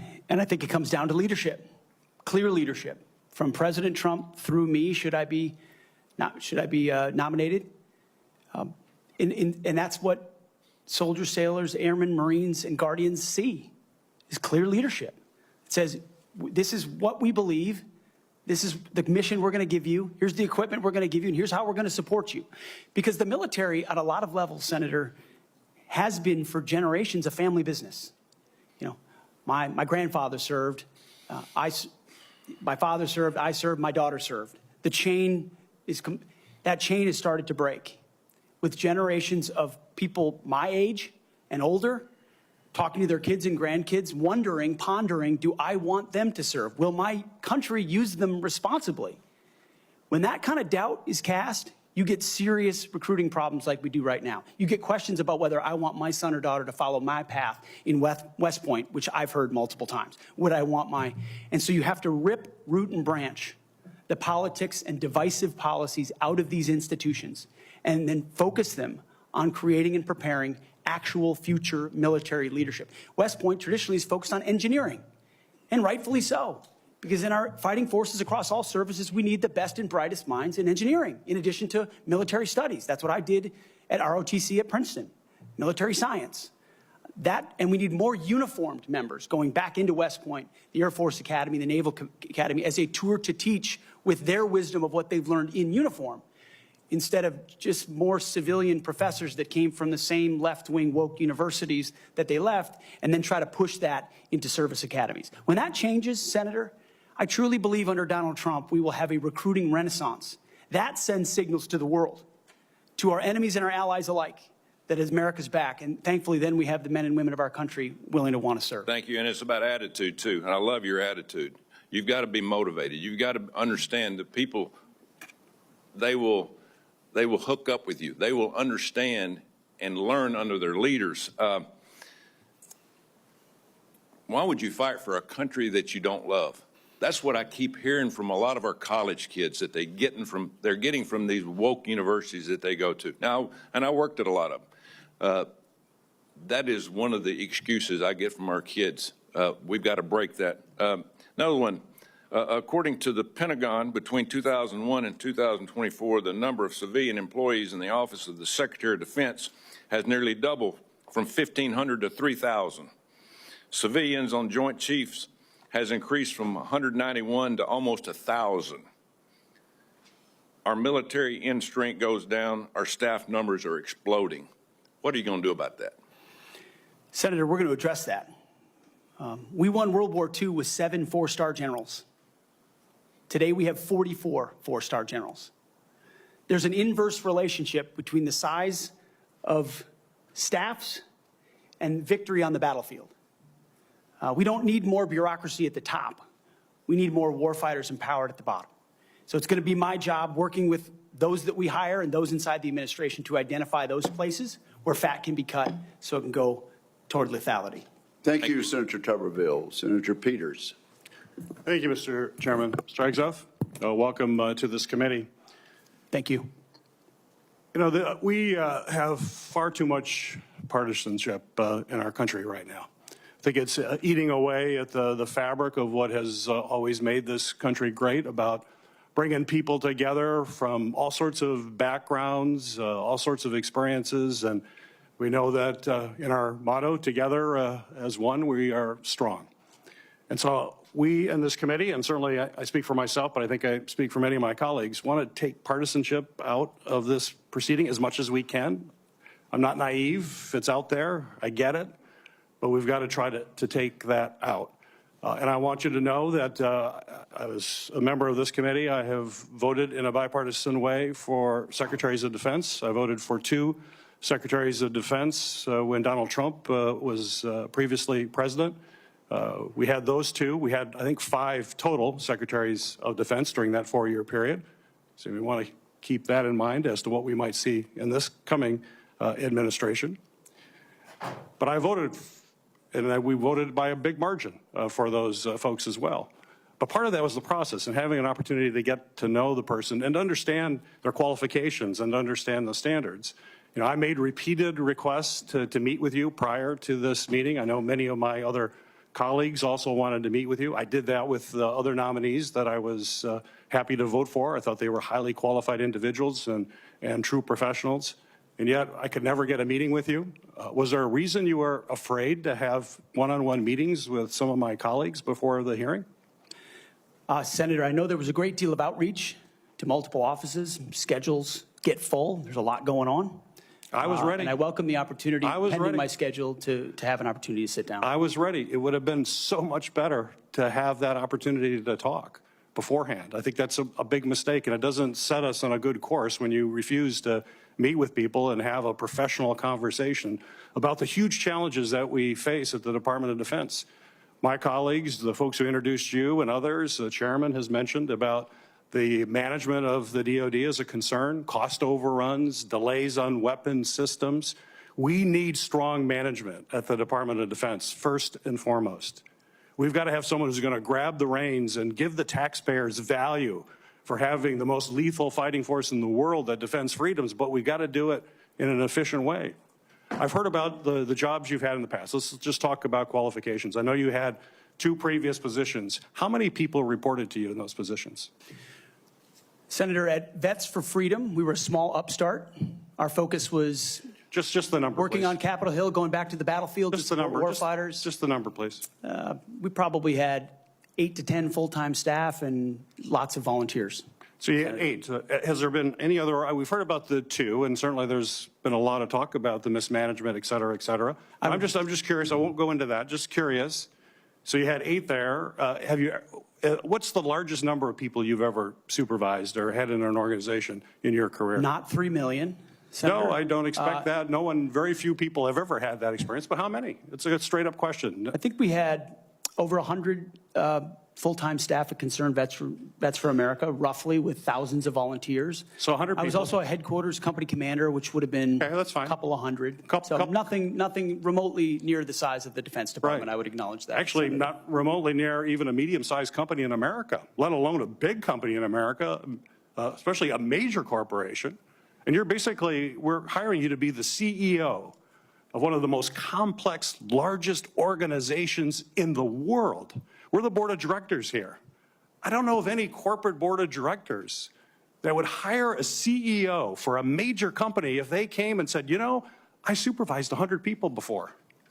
They'd ask you, well, what kind of experiences you had? We need innovation. Can you give me an experience or your actual experience of driving innovation in an organization? Give me an example of where you have done that. Oh, my goodness, Senator, absolutely. At Concerned Veterans for America, we created the Fixing Veterans Healthcare Task Force, a bipartisan task force that had never been done before, to create policy, to drive policy change on Capitol Hill that organizations fought ferociously against. We got the VA Accountability Act passed and the Mission Act passed in a way that a nonprofit of our size, veterans organization, has never done. And that's testified in all the letters that we put forward to the committee, which are on the record. I have limited time. Thank you for that. Give me an example of where you've driven down cost. I've heard the examples that Senator Blumenthal gave. The cost was a real problem for you in your 50-person organization that you actually raised a lot less than what you actually spent. Did you drive costs down? If in a 50-person organization, let me tell you, we've got to drive costs down dramatically in an organization of 3 million people and hundreds of billions of dollars. You don't have that experience that you can talk about. To me, this is or acquisition reform. Acquisition reform, you bring that up. Have you had experience in acquisition reform? I've written about and studied on acquisition reform. Have you for quite actually some done time. it? Because what we need in the hands of our warfighters better change, because we're not doing it well right now. It better, and we need people who have experience actually doing that. You know, you talk about standards. Again, I'm going to go back to CEO of the most complex organization in the world. I don't think there's a board of directors in America that would hire you as a CEO with the kind of experience you have on your resume. You talk about standards. You talk about raising or low, that we have a problem of standards in the DOD, and we have to raise standards for the men and women who serve. Do you think that the way to raise the minimum standards of the people who serve us is to lower the standards for the Secretary of Defense? That we have someone who has never managed an organization more than 100 people is going to come in and manage this incredibly important organization and do it with a professionalism and has no experience that they can tell us that they have actually done that? I have real problems with that. This is not about other issues that are brought up. They're all very important. I'm just about trying to get things done, managing efficiently, and having the best people who have demonstrated that in a large organization. And I'm sorry, but I don't see that in your background. There are a lot of other things you can do very well. You're a capable person, but you have not convinced me that you're able to take on this tremendous responsibility with a complex organization and having little or no significant management experience. Senator, I'm grateful to be hired by one of the most successful CEOs in American history, should I be confirmed. Mr. Hegseth, it seems to me that you've supervised far more people than the average United States senator supervises typically.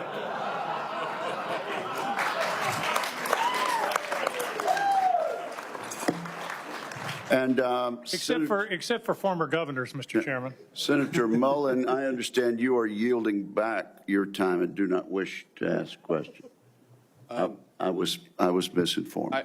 Senator Mullen, okay. You're right. Caught me totally off guard there. I'd like to submit for the record signatures by 32 members of the House of Representatives who are veterans. The signatures call on the Senate to honor the constitutional duty of advise and consent by conducting a fair, thorough confirmation process that evaluates his nomination solely on the substance and merits. His distinguished military service, academic credentials, and a bold vision for revitalizing the national defense. I ask unanimous consent to enter into the record. Without objection. You know, there's a lot of talk going about talking about qualifications and then about us hiring him if we are the board. But there's a lot of senators here I wouldn't have on my board because there is no qualifications except your age, and you got to be living in the state and you're a citizen of the United States to be a senator. Other than the fact we got to convince a lot of people to vote for us. And then when we start talking about qualifications for if you're qualified for it, could the chairman tell me what the qualifications are for the Secretary of Defense? Mr. Chairman, could you tell me what the qualifications are for the Secretary of Defense? I'd be happy I'll read for it. you to do that. Yeah. Let me read it for you because I Googled I was getting some advice from my second in command. Yeah, but I'm just making a point because there's a lot about qualifications, and I think it's so hypocritical of senators, especially on the other side of the aisle, be talking about his qualifications, not going to lead the secretary or be the Secretary of Defense, and yet your qualifications aren't any better. You guys aren't any more qualified to be the senator than I'm qualified to be the senator, except we're lucky enough to be here. But let me read you what the qualifications of the Secretary of Defense is, because I Googled it, and went through a lot of different sites, and really it's hard to see. But in general, the U.S. Secretary of Defense position is filled by a civilian. That's it. If you have served in the U.S. Army Forces and have been in the service for, you have to be retired for at least 7 years, and Congress can weigh that. And then there's questions that the senator from Massachusetts brought up about serving on a board inside the military industry, and yet your own secretary that you all voted for, Secretary of Austin, we had to vote on a waiver because he stepped off the board of Raytheon. But I guess that's okay because that's a Democrat Secretary of Defense. But you so quickly forget about that. And then Senator Kaine, or I guess I better use the senator from Virginia, starts bringing up the fact that what if you showed up drunk to your job? How many senators have showed up drunk to vote at night? Have any of you guys asked them to step down and resign from their job? And don't tell me you haven't seen it, because I know you have. And then how many senators do you know have got a divorce before cheating on their wives? Did you ask them to step down? No. But it's for show. You guys make sure you make a big show and point out the hypocrisy because the man's made a mistake. And you want to sit there and say that he's not qualified? Give me a joke. I mean, it is so ridiculous that you guys hold yourself as this higher standard and you forget you got a big plank in your eye. We've all made mistakes. I've made mistakes. And Jennifer, thank you for loving him through that mistake. Because the only reason why I'm here and not in prison is because my wife loved me too. I have changed, but I'm not perfect. But I found somebody that thought I was perfect. And for whatever reason, you love Pete, and I don't know why. But just like our Lord and Savior forgave me, my wife's had to forgive me more than once too, and I'm sure you've had to forgive him too. And so thank you. So before I go down this rabbit hole again, tell me something about your wife that you love. She's the smartest, most capable, loving, humble, honest person I've ever met. In addition to being incredibly beautiful. Don't forget about your kids. I'm supposed to talk about my kids? No, well, she's also the mother. Oh, an amazing mother. Yes. Of our blended family of 7 kids. Brother, I'm pulling you which along. love her. I'm trying to help you here. You know, do you believe that you're going to be running the Secretary or the Department of Defense by yourself? Senator, absolutely not. Just as President Trump is assembling his cabinet, I look forward and already am in the process of building one of the best possible teams you can imagine, with decades and decades of experience outside of the Pentagon, driving innovation and excellence, and also inside the building, knowing how to make it happen. Yes, sir. So, in your organizations that you did have the privilege of running, did you have a board that you... In both organizations, we had a board, yes. Okay, and what did you do with that board? What kind of decisions did you make with them? Those boards provided oversight and insight into decision-making. They all have special, unique sets that maybe filled gaps that you're not the expertise in? Yes, sir. So do you believe you're capable of surrounding yourself with capable individuals that you're going to be able to run those same ideas by, and surround yourself with people that are smarter and better equipped in maybe areas that you don't necessarily carry those expertise with? Senator, the only reason I've had success in life, to include my wonderful wife, is because of people more capable around me and having the self-confidence to empower them and say, hey, run with the ball, run with the football, take it down the field. We'll do this together. I don't care who gets the credit. And in this case, that's how the Pentagon will be run. Let's end with this, Mr. Chairman, about the qualifications. You got a man who has literally put his butt on the line, who served 20 years in the service, multiple deployments, has heard the bullets crack over the top of his head, has been willing to go into combat, been willing to see friends die for this country, and he's willing to still put himself through this.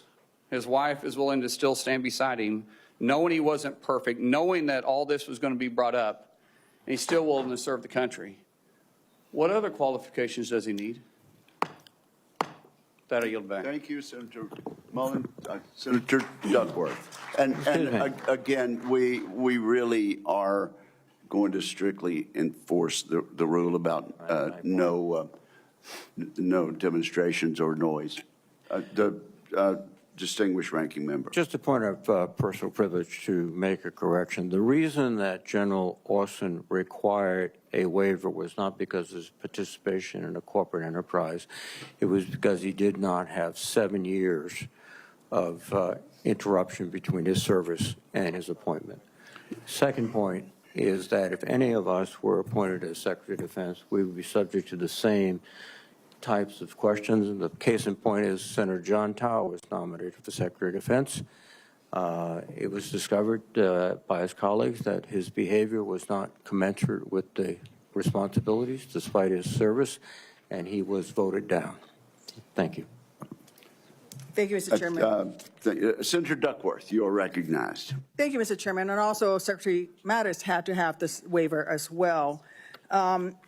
Hegseth, this hearing is about whether you are qualified to be Secretary of Defense, and one of the qualifications, to answer my colleague's question, is to actually win the votes of every member of this committee and to be confirmed by the United States Senate. And you need to convince us that you're worthy of that vote, because the people of the state of Illinois voted for me to be their senator so that I could cast that vote when it comes to picking who is going to be the next Secretary of Defense. This hearing now seems to be a hearing about whether or not women are qualified to serve in combat, and not about whether or not you are qualified to be Secretary of Defense. And let me just say that the American people need a SecDef who's ready to lead on day one. You are not that person. Our adversaries watch closely during times of transition, and any sense that the Department of Defense that keeps us safe is being steered by someone who's wholly unprepared for the job puts America at risk, and I am not willing to do that. With that in mind, Mr. Hegseth, I want you to try to explain to the American people, this committee, who have to vote for you, and to our troops who are deployed around the world, why you are qualified to lead the Department of Defense. We already know that you've only led the largest, a 200-person organization. We already know that you so badly mangled a budget that after you left, they had to bring in a forensic accountant to figure out what went wrong, and that the largest budget you ever managed was about $18 billion. You know, that is about 51,560 times lower than the Department of Defense budget of $825 billion. $16 million is 51,568 times smaller than the defense budget. Please describe to me, Mr. Hegseth, you talk about DOD passing an audit. Please describe to me a time or an organization when that you led underwent an audit, because you say you're going to hire smarter people than you to run this audit. I'm not asking you to be an accountant. I want you to be able to tell me what kind of guidance will be given to those employees, what will happen whether or not you pass that audit. Have you led an audit of any organization, yes or no? I don't want a long answer, yes or no. Have you led an audit of any organization of which you were in charge? Senator, in both of the organizations I ran, we were always completely fiscally responsible. Yes or no, did you lead an audit? And the way yes my leadership or no, did you lead an audit? Stated, yes or no? been completely what are you afraid of? You can't answer this question. Yes or no, did you lead an audit? Do you not know this answer? Senator, every part of my leadership of these organizations has been misrepresented. I will take that as a no. What were the findings? So there were no findings because you've never led an audit. What guidance did you give the auditors? None, because you've never led an audit. Nobody expects you to be an accountant, Mr. Hegseth. What we expect is for you to understand the complexity of this Pentagon budget process that is absolutely necessary to outfit our warfighters. Look, the Secretary of Defense is required to make quick decisions every single day that, well, with high-level information that's being provided for them. A Secretary of Defense has to have breadth and depth of knowledge. Right now, I am concerned that you have neither. Mr. Hegseth, what is the highest level of international negotiations that you have engaged in, that you have led in? Because the Secretary of Defense does lead international security negotiations. There are three main ones that the Secretary of Defense leads and signs. Can you name at least one of them? Could you repeat the question, Senator? Sure. What is the highest level of international security agreement that you have led, and can you name some that the Secretary of Defense would lead? There's three main ones. Do you know? I have not been involved in international security arrangements because I have not been in government other than serving in the military. So my job has been to no. The answer is no. Can you name one of the three main ones that the Secretary of Defense signs? You're talking about defense arrangements. I mean, NATO might be one that you're referring to. Status of Forces Agreement would be one of them. Status of Forces Agreement. I've been a part of teaching about Status of Forces Agreements. But you don't remember to mention it? You're not qualified, Mr. Hegseth. You're not qualified. You talk about repairing our defense industrial complex. You're not qualified to that. You could do acquisition and cross-servicing agreements, which essentially are security agreements. You can't even mention that. You've done none of those. You talked about the Indo-Pacific a little bit, and I'm glad that you mentioned it. Can you name the importance of at least one of the nations in the ASEAN, and what type of agreement we have with at least one of those nations? And how many nations are in ASEAN, by the way? I couldn't tell you the exact No, you amount of could, nations in because you're that, not but I even know we have bothered to allies do- in South Korea and Japan and in AUKUS with Australia, trying to work Okay. on submarines with them. Mr. and data Hegseth, transfers none with of those them. countries We are have in allies ASEAN. across. None of those 3 countries that you've mentioned are in ASEAN. I suggest you do a little homework before you prepare for these types of negotiations. Listen, Mr. Hegseth, this is,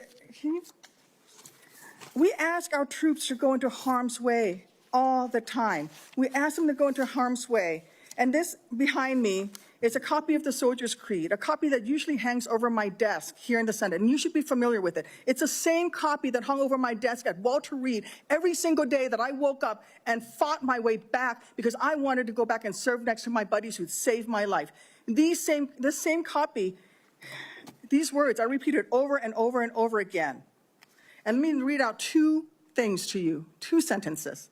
I will always place the mission first, and I am disciplined, physically and mentally tough, trained and proficient in my warrior task. Mr. Hegseth, our troops follow these words every single day, and they man up and they pack their rucksacks and they go to war. And they deserve a leader who can lead them, not a leader who wants to lower the standards for himself or raising the standards for other people. And by the way, our troops already meet the standards. We ask troops to man that ship, fight that fire, fly that helicopter until their very last breath. And they do that every single day. They cannot be led by someone who's not competent to do the job.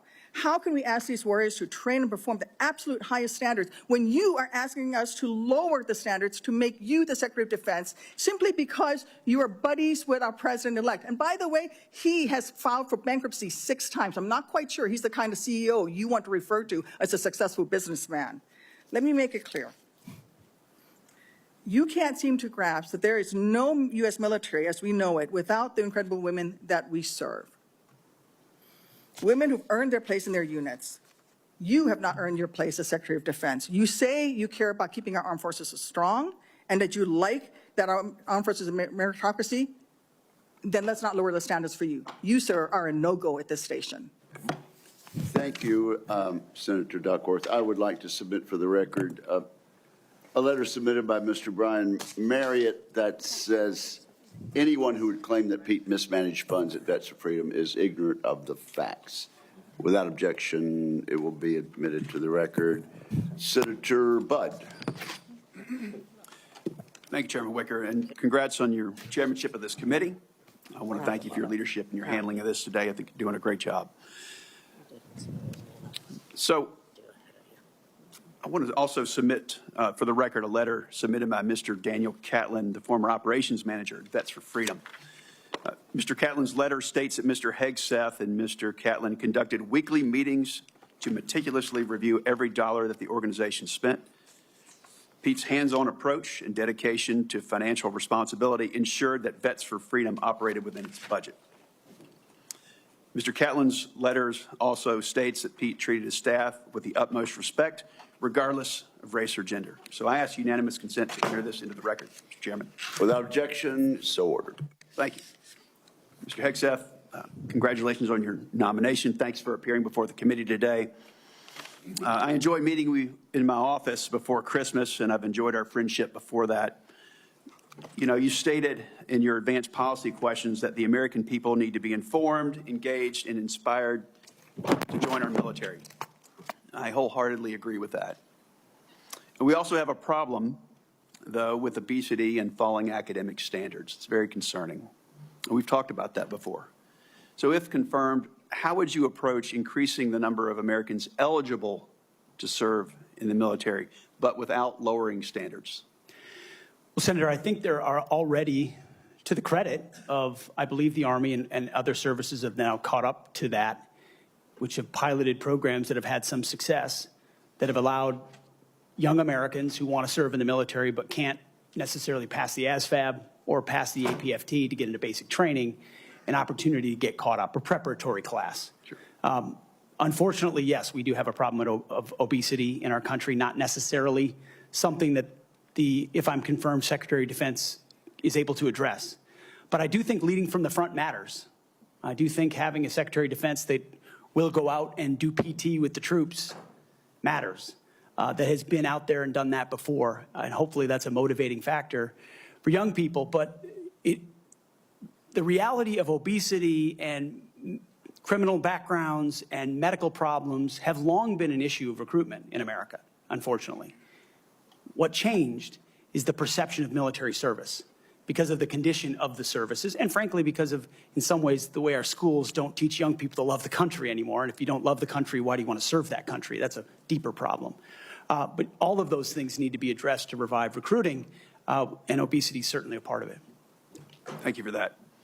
So I've had multiple conversations, young folks back in North Carolina, young men, young women, and we get to meet a lot of them. But, you know, I hear from some of these folks who I encourage to join the military. They say that they're concerned that it's become politicized. And if confirmed, would you commit to working with my office to address the military recruiting crisis and ensuring the military is focused on warfighting? Senator, absolutely. Number one, from day one, with a mandate from the Commander-in-Chief, who received that mandate when Americans spoke out loudly and said, we want peace through strength, we want America first foreign policy, and we don't want political ideology driving decisions inside our Defense Department. That was clear. It's an infection that the American people are acutely aware of, which the men and women in this room have lived firsthand. I've lived it firsthand. And that's why it will be a priority. And I truly believe, and I'm humbled by this, the response we've already seen from young men and women who've decided to join the military when they had said I wasn't going to. But seeing a Commander-in-Chief, Donald Trump, reassured them. Seeing the possibility, if confirmed, of a Secretary of Defense that would have their back reassured them.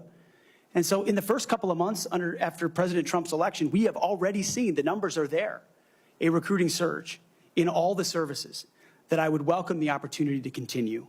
And it's humbling to think that families across this country would have confidence in us to deliver for their young men and women. There's no more important task.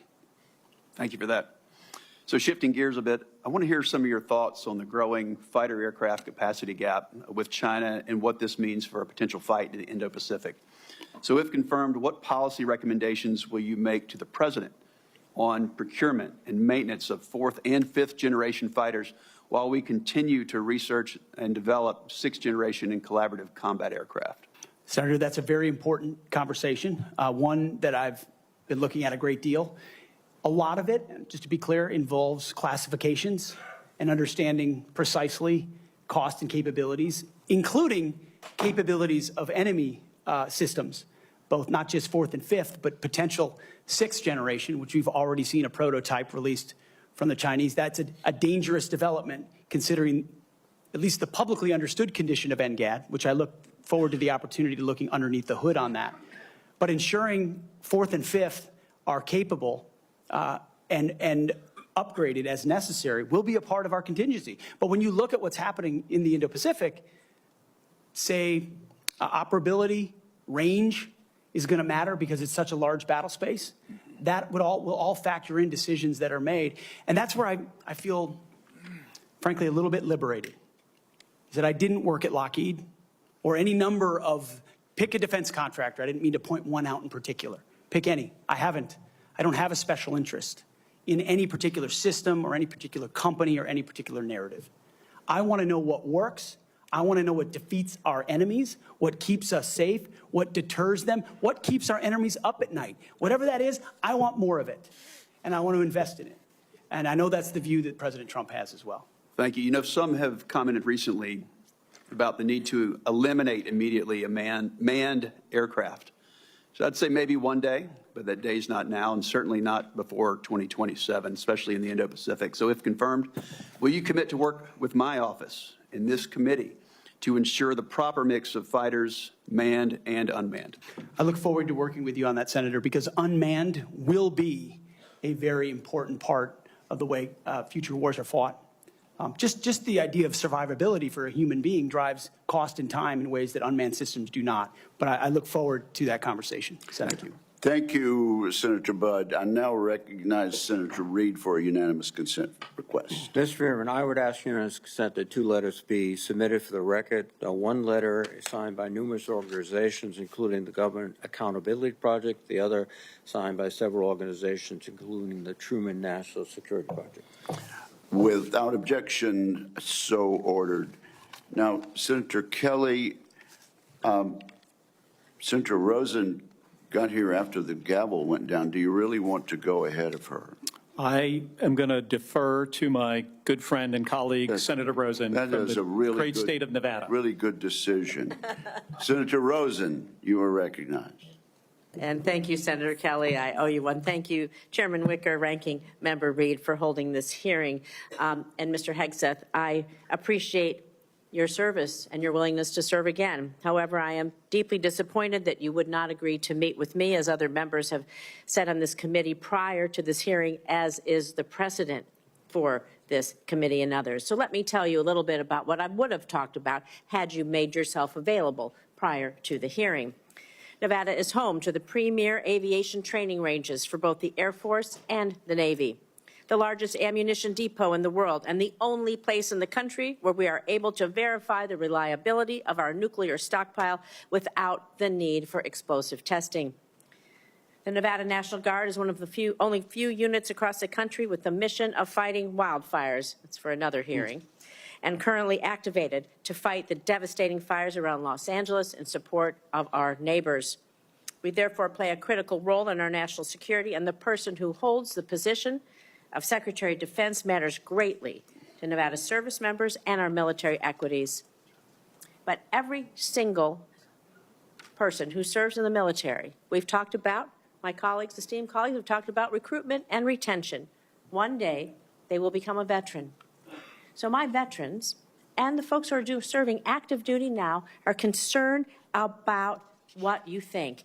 DOD does not have jurisdiction over Nevada's 200,000 plus veterans, but I am interested in your views about the service members once they've transitioned out of the military, given the influence you would have while they're in service if confirmed.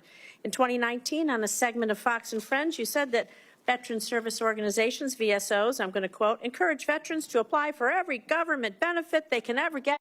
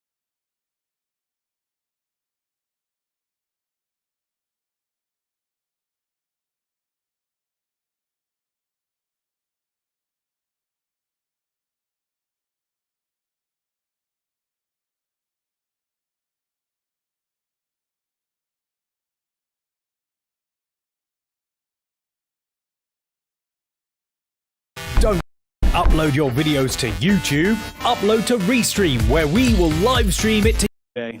Thank you for your service to this country. Thank you, Senator. Few nominees come into this room with all the necessary experience to do this job, to be Secretary of Defense. We get that. It's a reflection on just how big of a job this is. What I want to understand is whether or not you bring any of the necessary experience that this job requires. And here's where I'm concerned. Senator Coleman, in introducing you, and this is a quote, he said, "He has struggled and overcome great personal challenges," unquote. You walk in here saying that you've had personal and character issues in your past, including heavy drinking, which you wrote about. And you said, and this is a quote from you, that you said, "I sit before you as an open book." Yet you haven't actually said what personal challenges it is that you've overcome when you've been asked about them. So I'm going to give you an opportunity here to be as forthright as you say you want to be. So while leading Concerned Veterans of America, there were very specific cases cited by individuals about your conduct. I'm going to go through a few of them, and I just want you to tell me if these are true or false. Very simple. On Memorial Day 2014, at a CVA event in Virginia, you needed to be carried out of the event for being intoxicated. Senator, anonymous True. smears. Just true or false? Very simple. Summer of 2014 in Cleveland, drunk in public with the CVA team. Anonymous smears. I'm just asking for true or false questions, true or false answers. An event in North Carolina, drunk in front of 3 young female staff members after you had instituted a no alcohol policy and then reversed it. True or false? Anonymous smears. December of 2014 at the CVA Christmas party at the Grand Hyatt at Washington, D.C., you were noticeably intoxicated and had to be carried up to your room. Is that true or false? Anonymous smears. Another time, a CVA staffer stated that you passed out in the back of a party bus. Is that true or false? Anonymous smears. In 2014, while in Louisiana on official business for CVA, did you take your staff, including young female staff members, to a strip club? Absolutely not. Anonymous smears. So, is it accurate that the organization reached a financial settlement with a female staffer who claimed to be at a strip club with you, and there was a colleague who attempted to sexually assault her? Was there a financial settlement? Senator, I was not involved in that. I don't know the nature of how that played out. But you understand there was a financial settlement for a young female staffer who accused another member of the organization, not you, of sexual assault in a strip club. We have multiple statements on the record referring to that. But you claim you were not there when that occurred. Absolutely not. Now, the behavior I cited, if true, do you think that this behavior of intoxication, going into these type of establishments, women on your staff being so uncomfortable that they have to file these sort of harassment claims, do you think this is appropriate behavior for a leader? Senator, the overwhelming majority of anyone who's worked for me, including the on-the-record statements that have been submitted to this, with their name on it, on the record, men and women who worked with me every day, are the overwhelming preponderance of evidence that testify to my leadership and professionalism in leading Vets for Freedom and Concerned Veterans for America. Okay. My leadership has been completely impugned on these veterans organizations that did fantastic work. Mr. Hegseth, I'm not even going to go into the And we managed our accusations. financial books with integrity across the board. How many people, everybody who runs the campaign. I have limited time. I'm not going to get into the accusations that come from Fox News. Now, you have some of your Fox News colleagues here. There were multiple instances of accusations against you about drinking on the job. All coming anonymous, in. all false, all refuted by my colleagues who I worked with for 10 years at 6 a.m. to 9 p.m. and everything. The challenge here for me, and Mr. said Hegseth, they've only seen me be professional is when there is every discussion single time. about personal challenges, and you admittedly had issues with heavy drinking. It's hard to kind of square the circle here. It's kind of a difficult thing to do. Let me ask you, if I have about 90 seconds left here, if you had to answer these questions about sexual assault against you and your drinking and your personal conduct, would it have been different if you were under oath? Senator, all I'm pointing out is the false claims against me. Okay, I take it you do not want to answer that question. I walked into this hearing this morning concerned that you haven't demonstrated adequate leadership in your civilian roles. And this is a dangerous world we're living in here. And America cannot afford a Secretary of Defense who is unprepared for that mission. I'm going to leave with concerns about your transparency. You say you've had personal issues in your past, yet when asked about those very issues, you blame an anonymous smear campaign, even when many of these claims are not anonymous. Which is it? Have you overcome personal issues, or are you the target of a smear campaign? It can't be both. It's clear to me that you're not being honest with us or the American people because you know the truth would disqualify you from getting the job.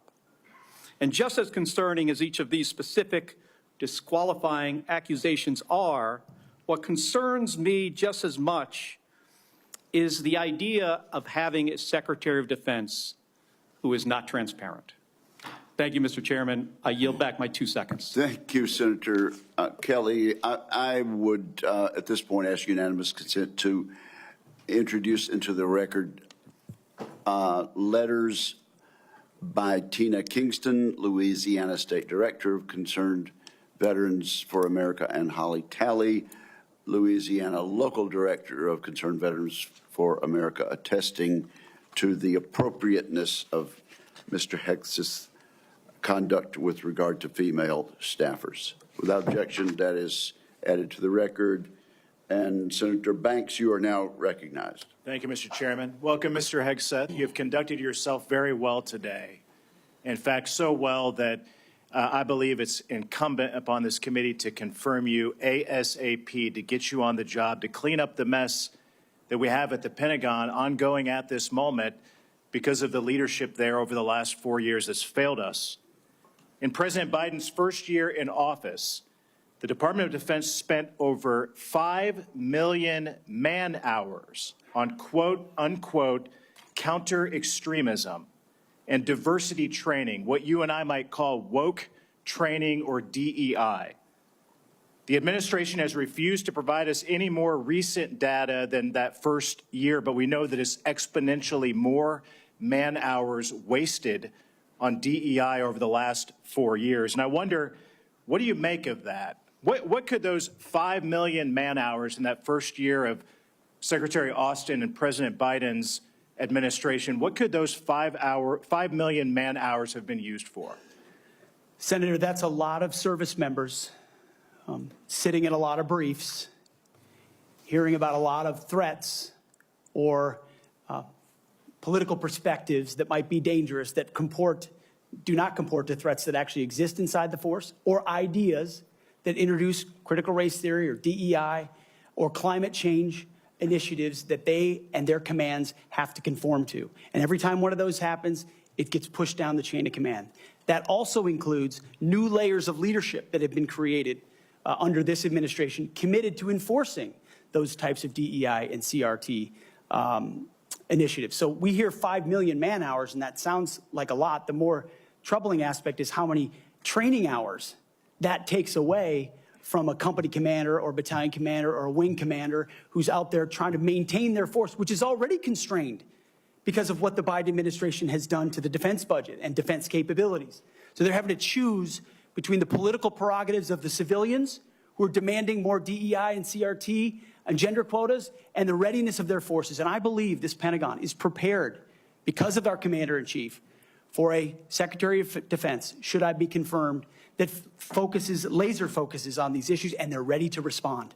They want to pack their rucksacks and go train because they understand we live in a dangerous world. I think that's an important point, a key point, because months later, while the priority of the Biden-Austin-led Pentagon was on DEI and woke training, one of the biggest embarrassments in American history happened when we lost 13 of our heroes in the botched withdrawal from Afghanistan. Secretary Austin testified before the House Armed Services Committee a couple of years ago, and responding to a question from me said he had, quote, no regrets about what happened in Afghanistan. I wonder, what do you make of that? Senator, it's shameful. They still tout it as the most successful airlift in American history, when what the rest of us all saw was true laid before our eyes. Utter failure, a destruction of a military legacy there, abandonment of our allies, death of American troops, detriment to our reputation, and then no answers and no accountability on the other side. And then what was unleashed because of what happened in Afghanistan? The October 7th attacks, an invasion into Ukraine.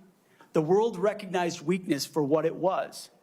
And who bore the brunt for it? The troops on the front lines at Abbey Gate doing an impossible job, whose external security was the Taliban, because there was no actual plan for this under the Biden administration. And yet, not a single person, the only person held accountable in those moments was a Marine Corps lieutenant colonel who had the courage to stand up and say someone should be held accountable for that. His name is Stu Scheller. No one else involved has ever taken accountability for it. When that microcosm becomes the reality of the perception of the American military or America's commitment to victory and success and positive outcomes, the world responds to that. President Trump is going to restore real deterrence by bringing a real warrior culture back, rebuilding our military, and ending wars properly. And if we have to fight them, winning them decisively. I served in Afghanistan. You served in Afghanistan. 75% of our nation's veterans disagree with how the withdrawal from Afghanistan was handled, the embarrassment of it. What that's done, I believe, has directly impacted our historic recruitment crisis in this country, without a doubt. And you've already talked about that, but how do we fix it? How do we bring pride back to wearing the uniform for the next generation, to inspire them to do what you and I did, to raise our right hand and take that oath and serve this great country? I really do think it comes back to strong, clear leadership, patriotic, pro-American leadership that says we're not going to focus on all the other political prerogatives. That's why we all have political perspectives. I said this before and I'll say it again. In uniform, none of that matters. You wear green, you wear blue, you bleed red. That's it. Who you vote for doesn't matter. But when the perception of that changes, then you don't want people deciding whether to serve based on a political party in power. That's a dangerous thing for continuity inside your military. And it's fragile right now. President Trump, and if I'm confirmed with my leadership, we're going to restore the continuity of an apolitical military that acts decisively and only based on merit. They sound basic, but they're fundamental. You and I agree that wokeness is weakness. Mr. Hegseth, do you support racial quotas in recruitment or promotions in the United States military? Senator, I do not support any form of racial quota. Do you support affirmative action at our nation's military academies? Senator, I only support hiring and promoting and admitting the best and brightest, whatever their background is. I think that's very important. Mr. Hegseth, Lloyd Austin, the secretary, later went AWOL. He disappeared for days and never told the president, didn't even inform the president's chief of staff that he was going into the hospital. Would that ever occur on your watch? No, Senator. I know in any one of my jobs, if I had decided to go AWOL for even a day or two in uniform or around that, that would have been a concern. I believe accountability matters. No one to this day has ever, as you've said, been held accountable for what happened in Afghanistan. It was embarrassing to this country. It's impacted this country greatly. And I applaud you and President Trump for bringing accountability back to our Pentagon. With that, I yield back. Chair recognizes the distinguished ranking member for a unanimous consent request. Mr. Chairman, I would like to submit an article discussing some of the issues of readiness and DEI there has been a comment that 5.9 million man-hours have been used for DEI. General Milley clarified that that is an estimate out of more than 2 billion man-hours that the Department of Defense invested during the time period. Where is this published, sir? This is published by Megan Myers, and I will get the Okay. Then, military.com, I'm sorry. without objection, it will be admitted to the Thank you, record. Mr. And Senator Slotkin, welcome to the committee, Thank and you you. are recognized. Thank you, Senator, and thank you for referencing the great Carl Levin as you introduced me.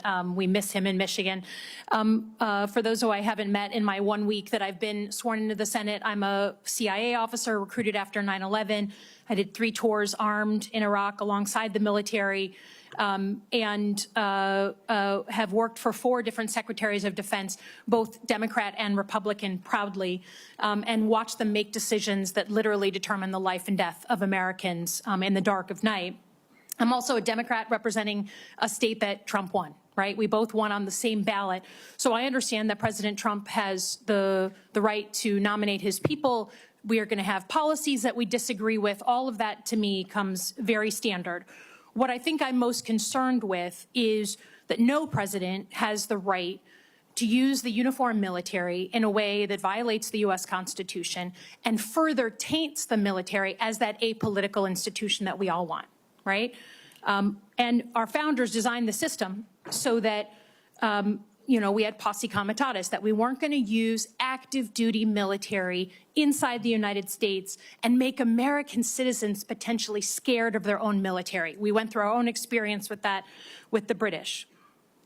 As the Secretary of Defense, you will be the one man standing in the breach should President Trump give an illegal order, right? I'm not saying he will, but if he does, you are going to be the guy that he calls to implement this order.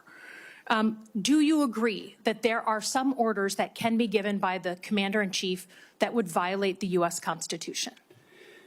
Senator, thank you for your service. But I reject the premise that President Trump is going to be giving illegal orders. No, I'm not saying he will, but do you believe there is such a thing as an illegal order that Joe Biden or any other president, Donald Trump, could give? Is there anything that a commander-in-chief could ask you to do with the uniformed military that would be in violation of the U.S. Constitution? Senator, anybody of any party Right. could give an order that is against the Constitution or against the law. Right. Okay. So are you saying that you would stand in the breach and push back if you were given an illegal order? I start by saying I reject the premise that President Trump will be giving you've done your any genuflecting illegal to him, orders but at all. This isn't a hypothetical, okay? Your predecessor in a Trump administration, Secretary Esper, was asked and did use uniformed military to clear unarmed protesters. He was given the order to potentially shoot at them. Helos flew low in Washington, D.C. as crowd control. He later apologized publicly for those actions. Was he right or wrong to apologize? Senator, I was there on the ground. And I saw I understand, and I respect that. I've been there. But you're I about understand to the be level the of threat Secretary of Defense. that was involved in that moment. I Was also he right understand to? So he was legality and the Sir, Constitution. was he right and the laws or of what wrong you to have. apologize? I'm not going to put words in the mouth of Secretary Esper or No, anybody else. he said them himself. You don't have to. What are you scared of? Did he do the right thing by apologizing? I'm not scared of anything, Senator. Then say I'm yes or no. interested You in can say no. upholding the laws and the Constitution Okay. in any So particular Donald scenario. Trump asked for the active duty 82nd Airborne to be deployed during that same time. Secretary Esper has written that he convinced him against that decision. If Donald Trump asked you to use the 82nd Airborne in law enforcement roles in Washington, D.C., would you also convince him otherwise? I'm not going to get ahead of conversations I would have with the president. However, there are laws and processes inside our Constitution that would be followed. President Trump said in November that he is willing to consider using the active duty military against the, quote, enemy within. Have you been personally involved in discussions of using the U.S. military active duty inside the United States? Senator, I'm glad we finally got to the topic of border security equaling national security, because it's been abdicated and ignored for the last 4 years. That wasn't my question. I'm just asking, have you been involved? You're about to be the Secretary of Defense, potentially. Have you been involved in discussions about using the active duty military inside the United States? Senator, I am not yet the Secretary of Defense. Right. I'm If just confirmed, I would be party to any number of So you haven't been in any of these which conversations? I would not reveal what I have discussed with the President of the United States. Just have you been in conversations? You're going to be in charge of 3 million people, the active duty that I know you care about, I believe you care about.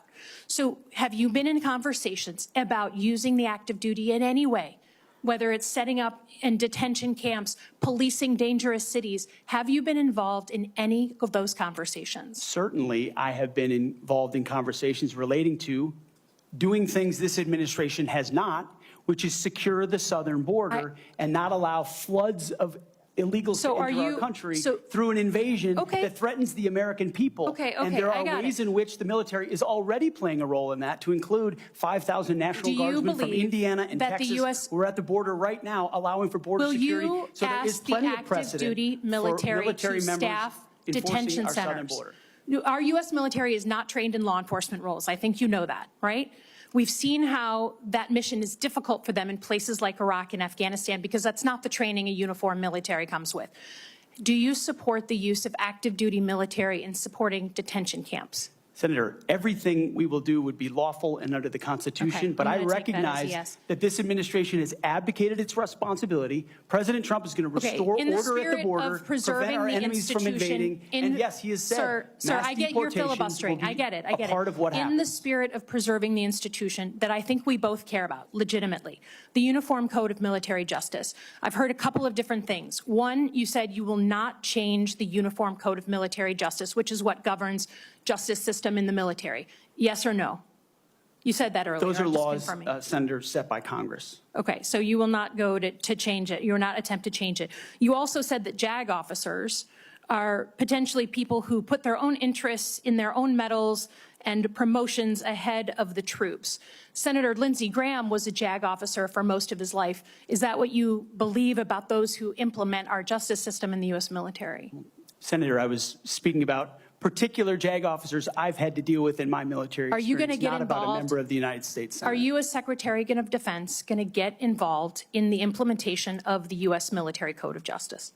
Senator, ultimately, it will be a big part of my job to evaluate decisions vis-a-vis the Uniform Code of Military Justice. Yes. Have you seen fairly. Is CQ Brown on your list in the Warrior boards to be removed from his position? Senator, every single senior officer will be reviewed based on meritocracy, standards, and lethality, and commitment to lawful orders they will be given. Thank you, Senator Slotkin. I now recognize Senator Shaheen for a unanimous consent request. Thank you, Mr. Chairman. I have a request from a former general who served 35 years, Dennis Leitch, who most recently was commander of the 94th Regional Readiness Command at Fort Devens, Mass., who has asked that his letter opposing Mr. Hegseth's nomination be entered into the record. Is there objection? Without objection, it will be entered. Also, I present a host of letters and op-eds from former co-workers at Vets for Freedom and Concerned Vets for America, as well as Fox News Channel. I also have letters and op-eds from many veterans and Iraqis and Afghanis who were helped by Mr. Hegseth. I ask unanimous consent to introduce these letters and op-eds. Without objection, is so ordered. Senator Sheehy, you've been very patient. Thank you, Mr. Chairman. Entering a support letter in for Mr. Hegseth, submitted by nearly 90 former soldiers who served with Pete in combat. I would like to submit a statement from 86 of them who support his nomination, although they come from different units and ranks. The signatories commend Mr. Hegseth for his selfless leadership, love of his soldiers, and commitment to our country. 2 items. Sorry, 1 item. I ask unanimous consent to enter this into the record. Without objection, it will be entered. Thank you, Mr. Chairman. Pete, I'm actually going to ask you questions because I want to hear your answer. How many genders are there? Tough one. Senator, there are two genders. I know that well. I'm a she-he, so I'm on board. What is the diameter of the rifle round fired out of an M4A1 rifle? That's a 5.56. How many push-ups can you do? I did 5 sets of 47 this morning. What do you think are most important strategic bases in the Pacific? In the Pacific, Guam is pretty strategically significant. How many rounds of 5.56 can you fit into the magazine of an M4 rifle? Depends on the magazine, but standard issue is 30, Senator. And what size round does the M9 Beretta standard issue sidearm for the military fire? A 9mm, Senator. What kind of batteries do you put in your night vision goggle? Duracell. So right there, you're representing qualifications that show you understand what the warfighter deals with every single day on the battlefield. You understand what happens on the front line, where our troops will be. And what happens, unfortunately, in this country is decisions made in rooms like this, bad decisions, end up in dead 17, 18, 19-year-old Americans. And those Americans rarely come from families that sit in rooms like this. They come from lower, middle-income families who sometimes the militaries are on the way out. And they join because maybe they want to go to college. Maybe they had no other choice. Maybe they love this country. But for whatever reason, they joined and they sat on the dotted line. And when people like us screw up, they don't come home.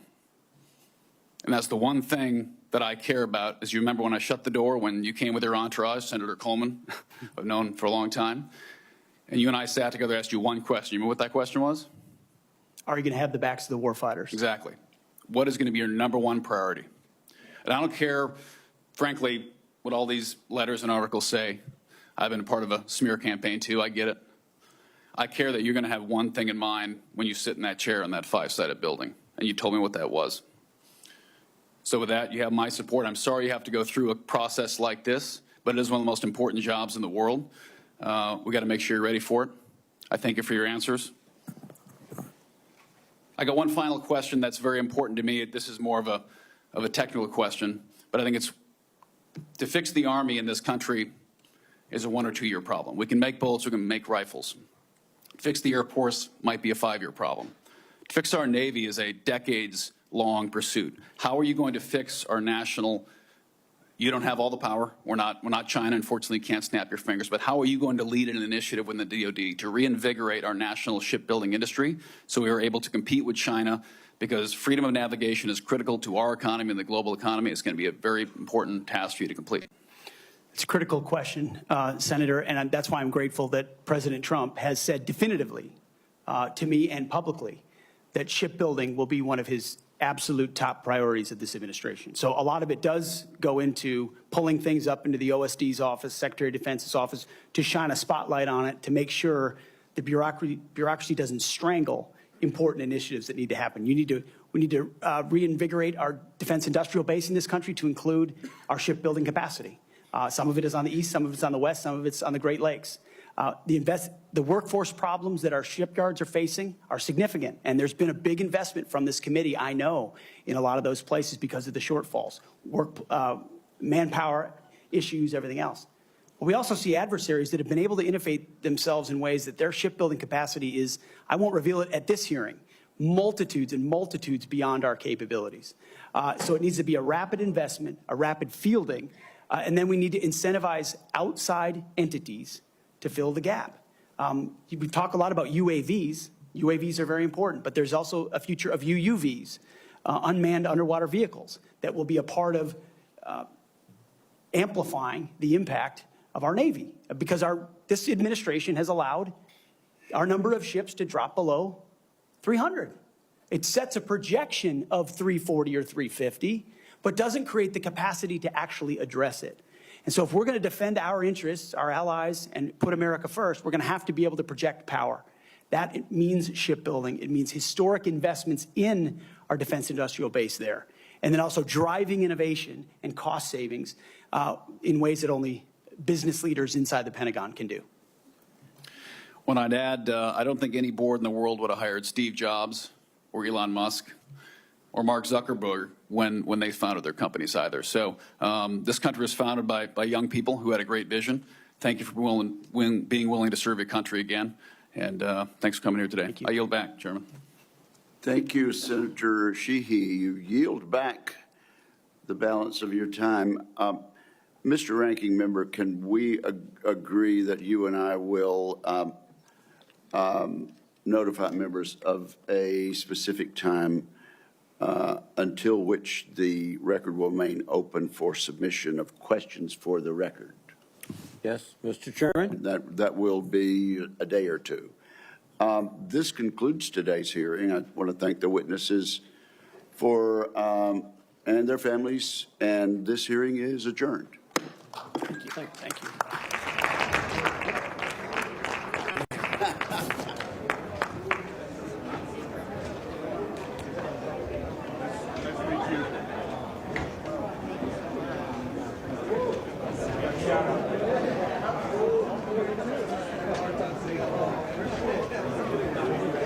There's a ton out there, yeah.